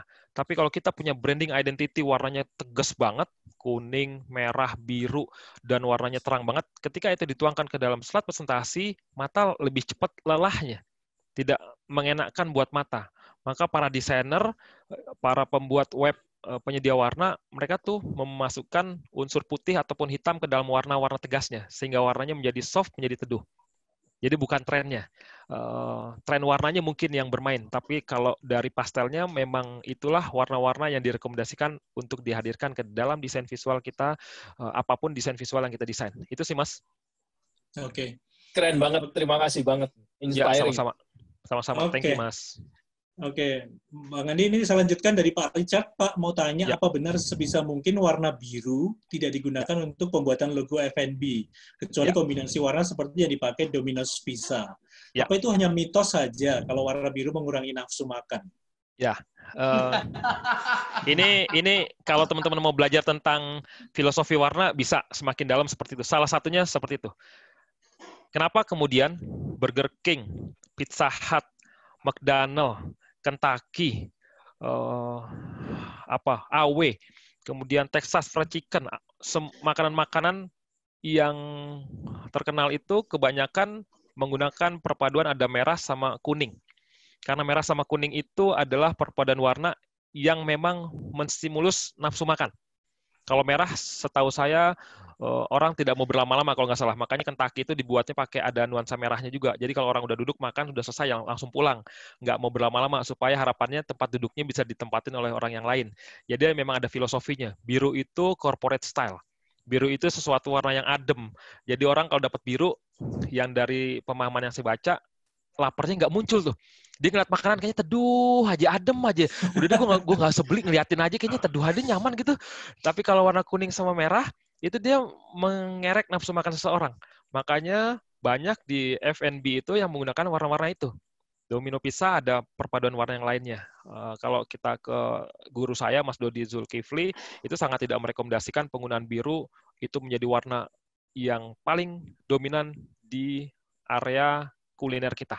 Kalau ada warna biru, ya yang sebagian kecilnya aja. Tapi ada nuansa yang mengangkat sisi-sisi untuk orang merasa laparnya, orang merasa tergugahnya, warna merah sama kuning. Maka kalau kita lihat F&B banyak menggunakan warna itu. Warna biru itu warna corporate, warna yang teduh, warna yang adem. Mas Andi, aku sanggah dikit Mas Andi. Kalau Mas Richard yang bayarin makannya tetap nafsu makanku. Tetap nafsu makan. mau biru mau apapun pokoknya selama gratis ya aku masuk juga ke restoran warna biru gitu ya. Aku izin menyanggah loh ini ya. Izin menyanggah gitu. Kalau Pak Richard kalau mau bayarin makan mau warna biru juga hayo tuh, katanya saya ditunggu di Surabaya tuh, ayo. Iya tuh. Kalau Andi juga kita kalau ada mie kuning, ada mie warna biru juga kita makan Mas ya. Kita makan. Iya benar. Oke, Pak Richard, semoga terjawab ya. Ini ada Pak Dwi juga, warna Hokben memang bikin betah makan. Ya benar ya, Hokben juga merah ya. Ada Bu Yuni Ansyah, Bang, apa benar warna merah itu dapat menarik perhatian? Ya, salah satunya tadi. Makanya kenapa F&B itu banyak menggunakan warna-warna itu. Yang geprek-geprekan, lihat yang geprek-geprekan tuh, pasti nuansanya ada oranye, ada merah. Lihat aja yang geprek-geprek. Semua yang geprek rata-rata ada. Karena mereka ingin benar-benar orang itu muncul nafsunya. Bukan kemudian cuma seperti tadi, udah teduh aja ngelihat logo ayam geprek, udah teduh aja gue udah kenyang gitu. Tapi bagaimana kemudian dia beli. Kalau nanti suasananya biru, datang, ayo bro beli. Gue kok jadi nggak lapar ya? Gue enak ngeliatin lo aja, udah lo ngobrol aja, gue dengerin lo aja deh gitu deh. Nggak usah makan akhirnya. Maka warna merah dan kuning banyak digunakan di sana. Mas Andi logik kok. Kalau duit juga pilih merah atau biru ya? Ya pilih merah pastilah, pilih merah lah ya. Ya udah. Mau yang Soekarno Hatta atau yang satunya lagi kan gampang. Itu logika mendaftar aja. Saya Soekarno Hatta aja deh. Iya, saya sama Mas Andi sama. Merah 1 sama biru 10 mungkin biru 10 kan? Ini masuk ke konsep value ini, Pak. Ini masuk ke konsep value. Ya, Mas Chandra nanyanya belum kelar tadi tuh kan, 500 ribu sama 50 ribu. Iya, 100 ribu bisa 3 tahun nggak diganti. Oke, lanjut lagi. Ada Pak Willy Chris ya. Pak mau nanya, tadi sempat ada contoh mau bikin diagram batang. Tapi kalau kita mau nyampein bentuk ke tabel, kira-kira trik yang menarik gimana ya, Pak? Saya coba kasih contoh ya. Ya. Saya buka dulu. Saya akan ngasih contoh buat teman-teman semua. Ya. Saya buka materinya dulu. Ada di mana materinya? Sini. Ini materinya tadi baru saya pakai untuk di Indonesia Power ini. Habis Indonesia Power, Indonesia Belajar ya? Indonesia Belajar gitu ya. Habis IB gitu ya. Saya buka dulu materinya. Oke, sahabat pembelajar, Bang Andi lagi sebentar saya buka dulu jawabannya ya. Saya ada contohnya, soalnya ada contoh yang pas banget dengan yang barusan teman-teman tanyakan. Bagaimana ketika data itu ditampilkan dalam bentuk tabel, kira-kira seperti apa? Sambil menunggu Mas Andi menyiapkan gambar, boleh nggak saya jump in sedikit nih? Ya, monggo Mas. Teman-teman kalau Anda perhatikan tadi, saya tuh luar biasanya sama Mas Andi ini saling mengisinya luar biasa. Ketika Mas Andi membawakan konsep, sebenarnya di awal itu Mas Andi pun langsung menceritakan konsep value. Ketika Mas Andi mengatakan ketika dia mempresentasikan, sebelum mulai dia sudah riset seperti apa warna dasar, logo, dan lain-lain di perusahaan tambang. Ketika dia muncul dengan gambar dump truck dan menggunakan warna yang sesuai dengan tone mereka, sebenarnya Mas Andi itu memainkan yang namanya emosional. Benar ya Mas Andi ya? Ya, betul. Jadi bukan hanya fungsionalnya, tapi justru emosionalnya dimainkan. Sehingga perhatikan kata-kata Mas Andi. Ketika selesai presentasi itu, sama sekali kalian tidak menanyakan yang soal harga. Nggak ada itu yang namanya desainer. Nggak ada yang namanya diskonnya berapa. Ketika emosional terhit, maka harga menjadi tidak masalah gitu loh. Nah, disitulah Mas Andi bukan merancang sebuah, sorry to say, LCGC, tapi dia merancang sebuah mobil sport ketika yang dimainkan adalah emosional. Jadi tadi saya pas banget saya selesai membawakan konsep value, ternyata Mas Andi membawakan dunia presenting designer juga adalah sepenuhnya mengenai nilai atau value. Ya. Saya tambahkan sedikit itu Mas Andi. Thank you Mas. Okay. Saya share screen ininya ya, dokumennya. Ya. So teman-teman saya mau tahu, kalau teman-teman adalah stakeholder, teman-teman para pengambil keputusan, apa yang akan teman-teman ambil keputusan ketika melihat data ini? Teman-teman akan mengambil keputusan apa ketika data ini ditampilkan di hadapan teman-teman semua? Teman-teman adalah stakeholdernya. Teman-teman pengambil keputusan, teman-teman manajemennya dari sebuah perusahaan. Kemudian timnya, tim Anda semua menyampaikan sebuah data ini. Apa yang akan teman-teman ambil kesimpulannya? Teman-teman akan rekrut Mas Andi. Kalau ini meeting tim sales, meetingnya selesai Mas Andi. Selesai udah. Ya. Ini datanya hanya sekedar dibikin by demografi, berdasarkan letak geografisnya. Dari ujung barat sampai ujung timur. Ketika data ini saya tanyakan di sebuah organisasi, bro, kenapa datanya dibikin kayak gini? Ya, dari gue belum masuk ke sini, bro. Itu datanya sudah kayak gini. Jadi ketika gue masuk, gue kan tinggal copy paste saja data-datanya. Data terbaru tinggal gue masukin. Ya kenapa nggak diubah datanya? Kalau data by data letak geografisnya, ya dari Aceh sampai Papua, setiap tahun kayak gitu doang, kan stakeholder susah nyarinya. Mana yang tertinggi, mana yang terendah. Ya gue cuma ngikutin yang senior gue datanya kayak gini, gue tinggal copy paste. So teman-teman mungkin ada beberapa yang mengalami kasus sama. Ya sebelum masuk datanya sudah seperti itu, raw datanya konsepnya seperti itu, jadi kita tinggal nerusin doang. Kalau data seperti ini, berdasarkan data letak geografis, stakeholder, pimpinan, manajemen, susah ngambil keputusan. Karena kalau ini berdasarkan data tentang produksi kakao di Indonesia, berdasarkan by provinsi, ada 34 provinsi, mereka bingung. Mana yang tertinggi, mana yang terendah. Karena yang tertinggi ada di bagian tengah, yang terendah pun ada di bagian tengah. Tapi kalau kita datanya by performance, ini kan tabel. Bukan by abjad, bukan berdasarkan letak geografis, tapi by performance, manajemen langsung tahu tuh, siapa on the top, siapa yang paling below-nya. Dan itu akan memudahkan pengambilan sebuah insight. Oh, yang tertinggi itu. Maka saya jadikan dengan PowerPoint, apa sisi importannya yang penting. Maka data itu saya tampilkan menjadi seperti ini. Dengan PowerPoint, tampilannya saya bikin kayak gini. Apa yang paling pentingnya, itulah yang saya munculkan. Saya cuma punya waktu 3 menit. So, data itu tidak mungkin saya tampilkan dalam waktu 3 menit. Maka dalam 3 menit itu, saya munculkan apa insight yang ingin saya benamkan di benaknya para stakeholder. Karena ini produksi kakao. Karena ini sebuah produksi. Produksi itu berarti ada yang paling top, ada yang paling below. Maka saya tinggal compare dari yang paling tertinggi sama yang paling terendahnya. Dapatlah 2 provinsi, Kepulauan Riau, Jawa Barat. Saya masukkan gambar kakaonya. Kalau saya ingin lebih fokus ke gambar kakaonya, dengan PowerPoint saya bikin tampilannya seperti ini. Saya perbesar dulu gambar kakaonya. Dan dengan teknik di PowerPoint, saya bikin gambar kakaonya jauh lebih mendominasi ketimbang semua elemen yang ada di gambar belakangnya. Termasuk gambar pohon-pohon berwarna hijau yang ada di belakangnya, saya jadikan seperti ini. Mas Andi, sorry, gambarnya belum berubah, Mas Andi, masih tabel. Masih tabel? Oke, sebentar. Emang ini bagian dari membuat penasaran kelihatannya. Ya. Iya, Jadi ini sepertinya seperti itu. tampilannya seperti ini. Wow. Keren. Nih. Jadi kalau yang tadi tabel 1 lembar, itu tidak punya makna, saya jadikan seperti ini. Karena yang ingin saya hadirkan insight, maka saya cuma mengambil siapa yang tertinggi, siapa yang terendah. Dan ketika saya ingin fokus dengan kakaonya, saya bikin kakaonya jauh lebih besar. Kalau tadi cuma kecil doang, kalau tadi cuma masukin gambar, sekarang gambar saya perbesar. Dan kalau saya ingin lebih fokus lagi, saya bikin latar belakang dari pohon kakaonya menjadi hitam putih, dan gambar kakaonya itu menjadi yang paling layak untuk dinikmati oleh audiens. Latar belakangnya saya bikin hitam putih. Gambar kakaonya saya bikin menjadi berwarna. Jadi di dalam benaknya audien ada kakao, ada datanya. So, ornamen di belakang yang tidak penting saya bikin menjadi lebih blur, saya bikin lebih menjadi gelap. Karena fokus yang ingin saya bawakan adalah produksi kakao. So, kakaonya saya bikin menjadi lebih kontras dibanding fitur-fitur yang lainnya. Ini yang bisa saya tampilkan untuk menjawab pertanyaan yang tadi. Bagaimana teman-teman bisa mengubah tabel. Yes. Ini 2 detik langsung mengerti nih. 2 detik langsung mengerti. Iya, ini ada mumpung buka share screen tadi, ini ada yang masih nanya, ini belum nemu-nemu nih biar tidurnya cepat, mungkin bisa dibantu. Oke, untuk belum nemuin. nemu-nemu yang tadi sudah kita praktekin. Jadi di sini. Merge shape. Ya.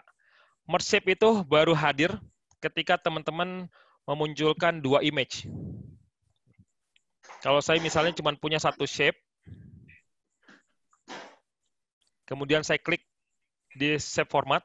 Ini saya masukkan ke share screen dulu ya. Ya, share screen dulu. Saya pindah share screen ini dulu ke slide presentasi yang baru. Ini saya masukin sebuah shape. Kalau teman-teman meletakkan sebuah shape dan ada di mana merge shape itu ada di bagian shape format, kemudian ada di sini. Lingkaran 2 ini. Tapi kalau teman-teman cuma masukkan 1 objek, merge shape jual mahal. Lo cuma masukin 1, gue nggak mau kepake. 2 dong minimal, jadi minimal ada 2. Ketika ada minimal 2 objek, maka merge shape bisa dipakai. Ini saya kasih lihat contoh penggunaannya. Fiturnya merge shape itu gunanya untuk apa aja. Ketika ada 2 shape, ini saya ubah warnanya ya, supaya teman-teman bisa ngelihat. Ada shape warna oranye, ada shape berwarna gelap. Ketika 2 shape ini saya klik dua-duanya, merge shape tidak lagi invisible. Yang pertama itu ada union, maka dia gabung jadi 1. Yang tadinya 2 shape, berubah menjadi 1. Kemudian di merge shape itu juga ada fitur yang namanya combine. Perpaduannya menghasilkan irisannya jadi bolong. Di merge shape itu juga ada fitur yang namanya fragment. Dari 2 shape akan berubah menjadi 3 shape. Irisannya akan berdiri sendiri menjadi sebuah shape baru. Menggunakan fragment. Saya ulang dulu. Ini warna, kemudian saya gunakan fragment. Jadinya seperti ini. Yang tadinya 2 shape, fragment itu memecah. 1, 2, 3. Kemudian kalau saya kembalikan, cara masukin gambar ke dalam sebuah shape itu menggunakan intersect. Maka intersect, irisannya masuk. Jadi tadi tuh, ada gambar, ada shape. Gambarnya diklik, shape-nya diklik, gambarnya masuk ke dalam shape-nya. Sementara kalau yang terakhir, subtract itu untuk memotong. Jadi yang oranye akan terpotong, akan menjadi ibaratnya apel, dipotong pakai subtract. Jadilah apel cowak. Seperti itu. Itu Mas. Kalau shape format itu plugin tambahan kah? Enggak, sudah ada. Kalau kita tidak menekan up shape di slide, dia tidak muncul. Jadi PowerPoint itu ada AI-nya. Jadi kalau kita klik shape-nya, muncul baru tuh. Jadi itu untuk menjadi penanda. Lo masukin shape. Nah, udah gue kasih nih. Mau ngedit shape ada di sini doang. Lo masukin gambar. Nanti muncul juga picture format. Kayak gitu, Mas. Wow. Pak Dewa. Iya. Sorry, ini di tengah ada nyelip pertanyaan dari Pak Lucius Ferry. Saya kasihan nanti kalau nggak dijawab, jalan terus. Saya sedikit jump in menjawab pertanyaan Pak Lucius Ferry. Boleh ya? Saya lihat di chat tadi ada pertanyaan Pak Lucius Ferry. Apa itu feature, advantage, benefit, bagaimana menjelaskan? Saya tadi karena lihat penjelasan Mas Andi jadi gampang jelasinnya. Feature itu apa? Feature itu semua fitur yang ada dalam PowerPoint. Jadi PowerPoint dengan segala fiturnya yang Mas Andi ngomong 50 atau 100 itu namanya fitur. Tetapi advantage adalah kemampuan untuk memilah fitur mana yang mau digunakan, yang mau dibikin. Itu advantage adalah sebuah kelebihan kita yang tidak dimiliki oleh orang lain. Jadi wah kalau PowerPoint 2013 punya advantage ini, 2010 nggak punya, itu advantage. Tapi advantage sendiri belum cukup untuk memenangkan kompetisi. Karena kalau Anda pakai yang 2013, kalau Mas Andi pakai yang 2010, menurut Anda lebih bagus mana hasilnya? Kira-kira aja. Nah, kemampuan Mas Andi itulah benefit. Artinya dia mampu memasak, mungkin dia hanya menggunakan 3, padahal ada 50. Tapi lewat 3 fitur, dia bisa memaksimalkan, sehingga lahirlah benefit. Jadi kalau Anda mau penjelasan itu, paling gampang, saya menggunakan contoh showing-nya Mas Andi. Semua fitur PowerPoint, itu beda desainer, beda advantage. Tapi malam ini kan Anda semua bilang, keren sekali Mas Andi. Bahkan tadi saya ada yang, ini Mas Andi, Mas Pugu dan bilang langsung rekrut Mas Andi. Jadi kelihatannya Mas Andi bakal dapat project nih gitu loh kan. Nah, jadi Anda lihat fitur adalah apa yang di PowerPoint, advantage adalah semua desainer punya advantage masing-masing. Tapi Mas Andi itulah yang punya benefit yang disebut dengan melukis slide dengan hati. Itu benefit, itu yang orang lain nggak mampu. Gitu kira-kira. Itu ngejawab Mas Puguh mungkin. Iya, PowerPoint Mas, karena yang saya buka sekarang PowerPoint dan saya tidak punya aplikasi desain di laptop saya. Jadi murni dengan menggunakan PowerPoint. Tidak ada aplikasi desain yang saya miliki di laptop. Jadi kalau teman-teman ingin mengoptimalkan tidak bisa menggunakan aplikasi desain, ribet belajarnya, maka cukup optimalkan aplikasi yang sudah ada di laptopnya, yaitu PowerPoint. Oke, Bang Andi, Pak Chandra, ini ada 3 pertanyaan yang belum terjawab, jadi mungkin malam ini di stop dulu ya pertanyaannya ya. Dari Pak Muhammad Haris, malam Bang Andi, apa boleh kita mengambil gambar atau segitiga misalnya dari Pinterest untuk kita jadikan logo perusahaan? Saya pernah membuat sebuah postingan atau e-book di Instagram saya, jangan jadikan Pinterest sebagai sumber gambar, karena Pinterest itu tidak seperti misalnya Pixabay. Kalau teman-teman ingin mengambil gambar gratis, ada 3 sumber gambar gratis. Ini saya tuliskan ya. Ada 3 sumber gambar gratis, sehingga menjadikan saya mengambil Google sebagai alternatif terakhir untuk nyari gambar. Saya kalau ke Google itu, misalnya ngambil gambar tokoh. Oh, Gregorius Chandra, aku ambil dari Google tuh, nyari tuh. Tapi kalau ke gambar-gambar yang lain, dari web yang lain. Kemudian Google saya gunakan untuk apa? Oh, diundang oleh Indonesia Belajar nih. Besok tampil, saya ambil logonya Indonesia Belajar PNG dari Google. Jadi Google biasanya saya gunakan ngambil gambar tokoh ataupun logo. Tapi kalau mengambil gambar-gambar yang lainnya, saya bisa ke Pixabay, saya bisa ke Pexel, ini saya ketikin, saya bisa ke Unsplash. Jadi buat teman-teman yang ingin nyari gambar, kualitasnya keren, kualitasnya HD, gambarnya tidak ada yang pecah, gambarnya keren-keren semua, royaltinya, license-nya free, even for commercial purpose, maka 3 web itu bisa menjadi salah satu acuannya. 3 web gratis-gratisnya. Tidak perlu memberikan atribusi. Jadi teman-teman ngambil gambar dari Pixabay, dibikin di web, nggak perlu ditulis sumber gambar _2 dari Pixabay, nggak perlu. Kata Pixabay, lo mau pakai, ya pakai aja. Ngucapin terima kasih, ya nggak perlu juga. Doain aja fotografernya semakin banyak berbagi. Mungkin kayak gitu doang. Jadi kalau tadi pertanyaannya adalah tentang Pinterest, Pinterest itu tidak punya lisensi yang jelas. Makanya Pinterest saya jadikan hanya sebagai tempat untuk mengambil atau melihat ide, bukan untuk mengambil gambar. Karena Pinterest tidak ada lisensi yang jelas seperti di Pixabay, di Unsplash, di Pexel. Pixabay, Unsplash, Pexel, notifnya jelas. Free, even for commercial purpose. Google Font, penyedia font jelas. Silahkan dipakai, free semua font yang ada di Google Font. Tapi Pinterest, tidak ada statement dari Pinterest bahwa setiap gambar adalah gratis. Makanya saya menjadikan Pinterest hanya sebagai tempat untuk melihat ide, tapi tidak untuk ngambil gambar. Oke, Bang Andi. Komplit ini semua ini. Semoga terjawab ya Pak Haris ya. Ini kalau temenan sama Mas Andi, cepet kaya loh kita Pak Dewa. Karena semua dikasih tahu jalur gratisnya. Jadi pastikan Anda bergaul dengan Mas Andi. Cepet kaya ini.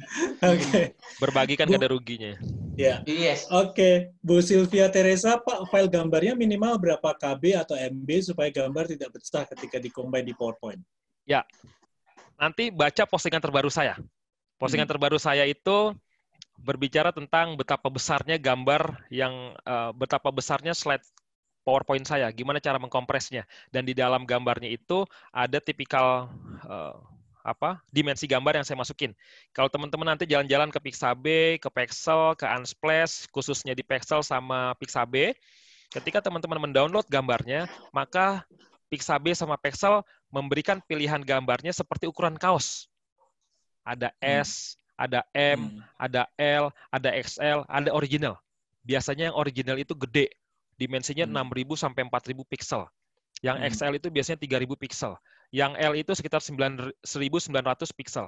Sementara yang M itu 1.200 sekian. Maka saran saya, kalau hanya untuk slide presentasi, ambil cukup yang M, yang itu sudah di atas 1.000. Kalau teman-teman mau ngambil gambar, gambarnya nggak pecah, ambil yang dimensinya sudah di atas 1.000 pixel. Kalau dulu di Google gampang, kita mengambil gambar, di bawahnya ada hyperlink-nya, ada tulisannya. Tapi setelah Google disomasi oleh para penyedia web, penyedia gambar berbayar, sekarang di google.com, di bagian image tidak ada hyperlink. Kalau dulu kita masukin sebuah gambar, Gregorius Chandra, muncul sebuah gambar Gregorius Chandra dari yang paling kecil resolusinya sampai yang paling gede, diklik satu gambar, misalnya gambar Mas Chandra lagi kayak gini, ada 100 gambar, nanti gambar dari paling kecil sampai yang gede ada. Dulu di Google dimudahkan, tapi sekarang enggak. Google itu sudah mempersulit orang untuk dapat gambar yang kualitasnya gede karena kena somasi dari para penyedia gambar berbayar. Jadi saran saya, teman-teman silakan ambil yang kualitas dimensinya M, yang dalam artian sudah di atas 1.000, tapi di bawah 2.000, supaya nanti filenya nggak gede-gede banget. Antara 1.000 sampai 2.000. Di atas 1.000, di bawah 2.000. Untuk ukuran M atau L. Oke, Bu Zulfia, semoga terjawab. Ini saya yang terakhir, Ibu Regine Maiswara. Pak, kalau cara untuk bikin warna seperti kakao atau kontainer tadi gimana ya? Saya kasih contoh kontainer tadi nih. Kontainer kan gambarnya seperti ini, memang sudah merah. Jadi kontainer memang sudah warnanya merah. Dan saya hanya ingin fokus untuk menjadikan kontainernya warnanya cuma merahnya doang. Ini kalau saya geser ada 2 gambar. Tuh. Belum di-share screen, Mas. Oh, oke. Saya bukan share screen yang desktop ya. Biasanya saya share screen yang desktop langsung muncul. Oke. Nih, udah kelihatan ya. Jadi kalau yang gambar kontainer ini, sesungguhnya gambar aslinya kan seperti yang gambar di atas. Kayak gini. Tapi kemudian kalau ditanya kenapa warnanya bisa berubah, karena saya jadikan warnanya menjadi ada 2. Ini yang disebut dengan konteks desain itu sebagai dual tone. Kalau saya pindahkan ke halaman berikutnya, ini seperti ini. Jadi ada yang ditumpuk. Gimana caranya? Nih saya kasih nih. Gimana cara untuk membuatnya? Konsepnya kayak gini. Ini saya duplikat. Gambarnya saya duplikat. Gambarnya dia ada 2.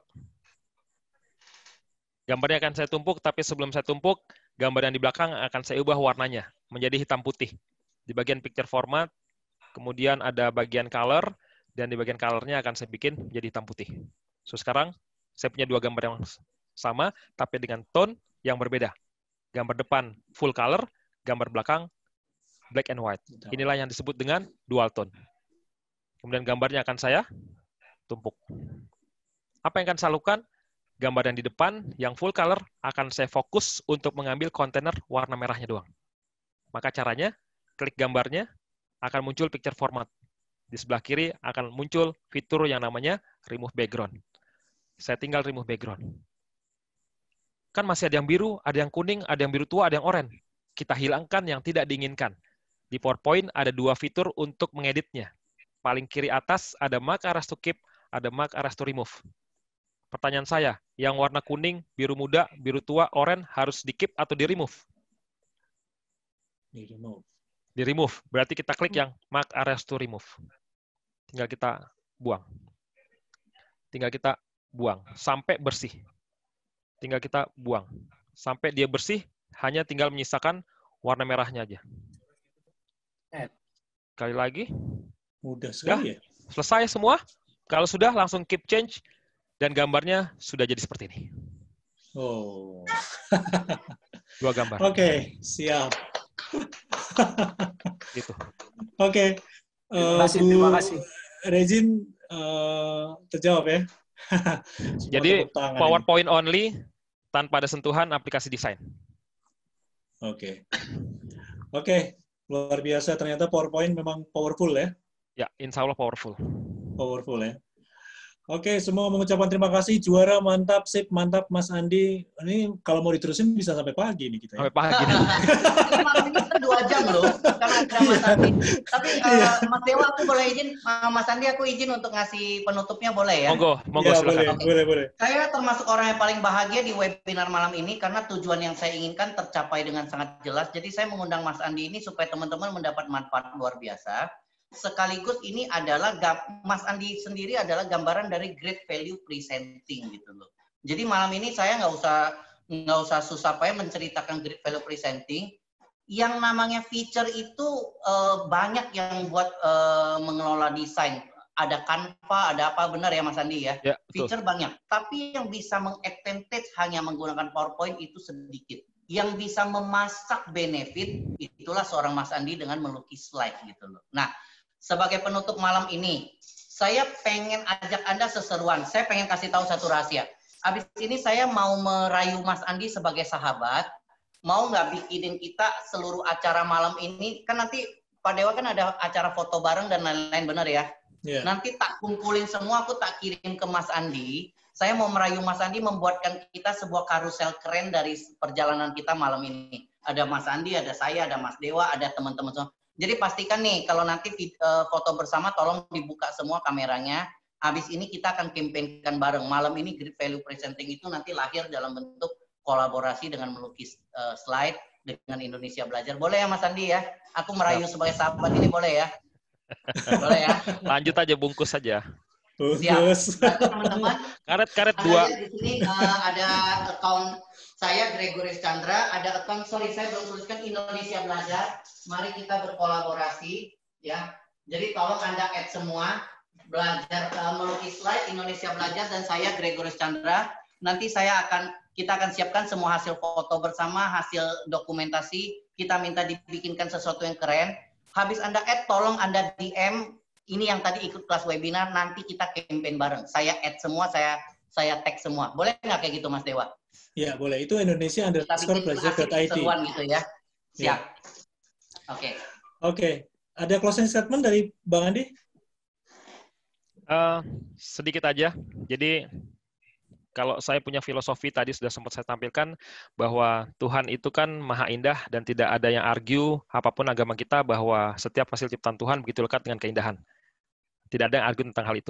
Dan ketika kita dihadirkan di depan orang lain, buat saya itu sedang menyampaikan sebuah amanah. Tidak setiap orang tampil di depan orang lain. Lebih banyak orang yang menjadi audien ketimbang hadir di depan orang lain, hadir di depan panggung, berdiri di atas panggung, dan tidak setiap orang bisa punya peranan seperti itu.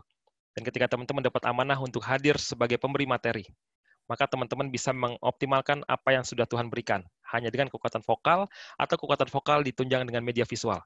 Ketika media visual teman-teman pilih sebagai media partner, teman-teman punya beragam pilihan. Ada whiteboard, ada iPad, ada flip chart, ada kemudian sticky note, dan ada slide presentasi PowerPoint. Ketika slide presentasi PowerPoint dipilih, teman-teman punya dua pilihan bagaimana menghadirkan desain visualnya. Yang pertama, apakah didesain ala kadarnya atau ada kadarnya? Apakah didesain asal-asalan atau dengan sesuatu yang lekat dengan keindahan? Setiap orang yang melihat keindahan, hatinya pasti gembira. Orang yang gembira, maka semakin mudah diajak berubah perilakunya. Teman-teman membawakan ide, konsep, dan gagasan, kepingin banget orang yang hadir di depan teman-teman semua ikut ide, konsep, gagasannya. Maka hadirkan keindahan, orang akan gembira, orang yang gembira akan mudah closing. Saya Andi Sukmalubis, wassalamualaikum warahmatullahi wabarakatuh. Thank you Mas Andi. Waalaikumsalam. Satu dari saya sedikit, teman-teman, saya akan jadikan ini kebiasaan untuk mengundang sahabat-sahabat saya yang luar biasa. Anda oke nggak kalau tiap Jumat malam kalau ada sahabat yang luar biasa saya undang? Karena saya belajar dari Mas Andi bahwa rezeki itu harus dibagi karena tidak akan tertukar dari yang maha kuasa. Jadi nanti saya akan tetap mengundang. Jadi pantau terus kelas Jumat malam. Saya akan mengundang minggu depan nanti pembicara-pembicara yang makin luar biasa juga. Thank you banget Mas Andi. Berarti Mas Dewa kita akan foto bersama nih supaya bisa dibikinkan karuselnya nanti biar keren nih. Oke, sahabat pembelajar silakan Anda buka dulu kamera atau mungkin sekalian mic untuk say thank langsung dengan Bang Andi sama Pak Chandra. Boleh nggak mic-nya dibuka dan kita tepuk tangan bersama? Thank you, Pak Chandra. Thank you, Mas Andi. Yeay, terima kasih. Keren. Thank you, keren banget. Keren. Oke. Thank you. Ya. Luar biasa. Jadi untuk biar keren, jadi kameranya dibuka ya. Sahabat pembelajar, jadi biar keren nanti hasil karuselnya ya. Oke, Jessica siap-siap, Jess? Silakan. Ya, Pak. Indonesia Belajar ada gayanya nggak nih? Bebas, kayak bebas. Oh, bebas. Sampai hari ini belum mengerti gaya bebas itu apa gitu loh. Kalau melukis slide itu gayanya kayak gini. Lagi pegang pistol. Pistol. Ini tandanya kenapa saya dulu 5 tahun yang lalu bikin gaya seperti ini. Ini pistol. Kenapa pistol, Bang? Karena saya mencoba untuk menembak virus-virus kejelekan yang biasa menempel erat di slide presentasi. Kalau gitu saya ikut. Yang kiri apa kanan senjata nih. Senjatanya para salesman ya ini salah satunya gitu kan. Oke. Jessica silakan. Ya, oke Bapak Ibu, boleh dibuka terlebih dahulu kameranya. Kita akan foto 3 kali. 1, 2, 3. Oke. Sekali lagi Bapak Ibu, 2 kali lagi maksud saya. 1, 2, 3. Bapak Ibu yang belum buka kamera boleh dibuka terlebih dahulu. 1, 2, 3. Rugi loh kalau nggak dibuka loh, nanti mau dibikinin slide loh.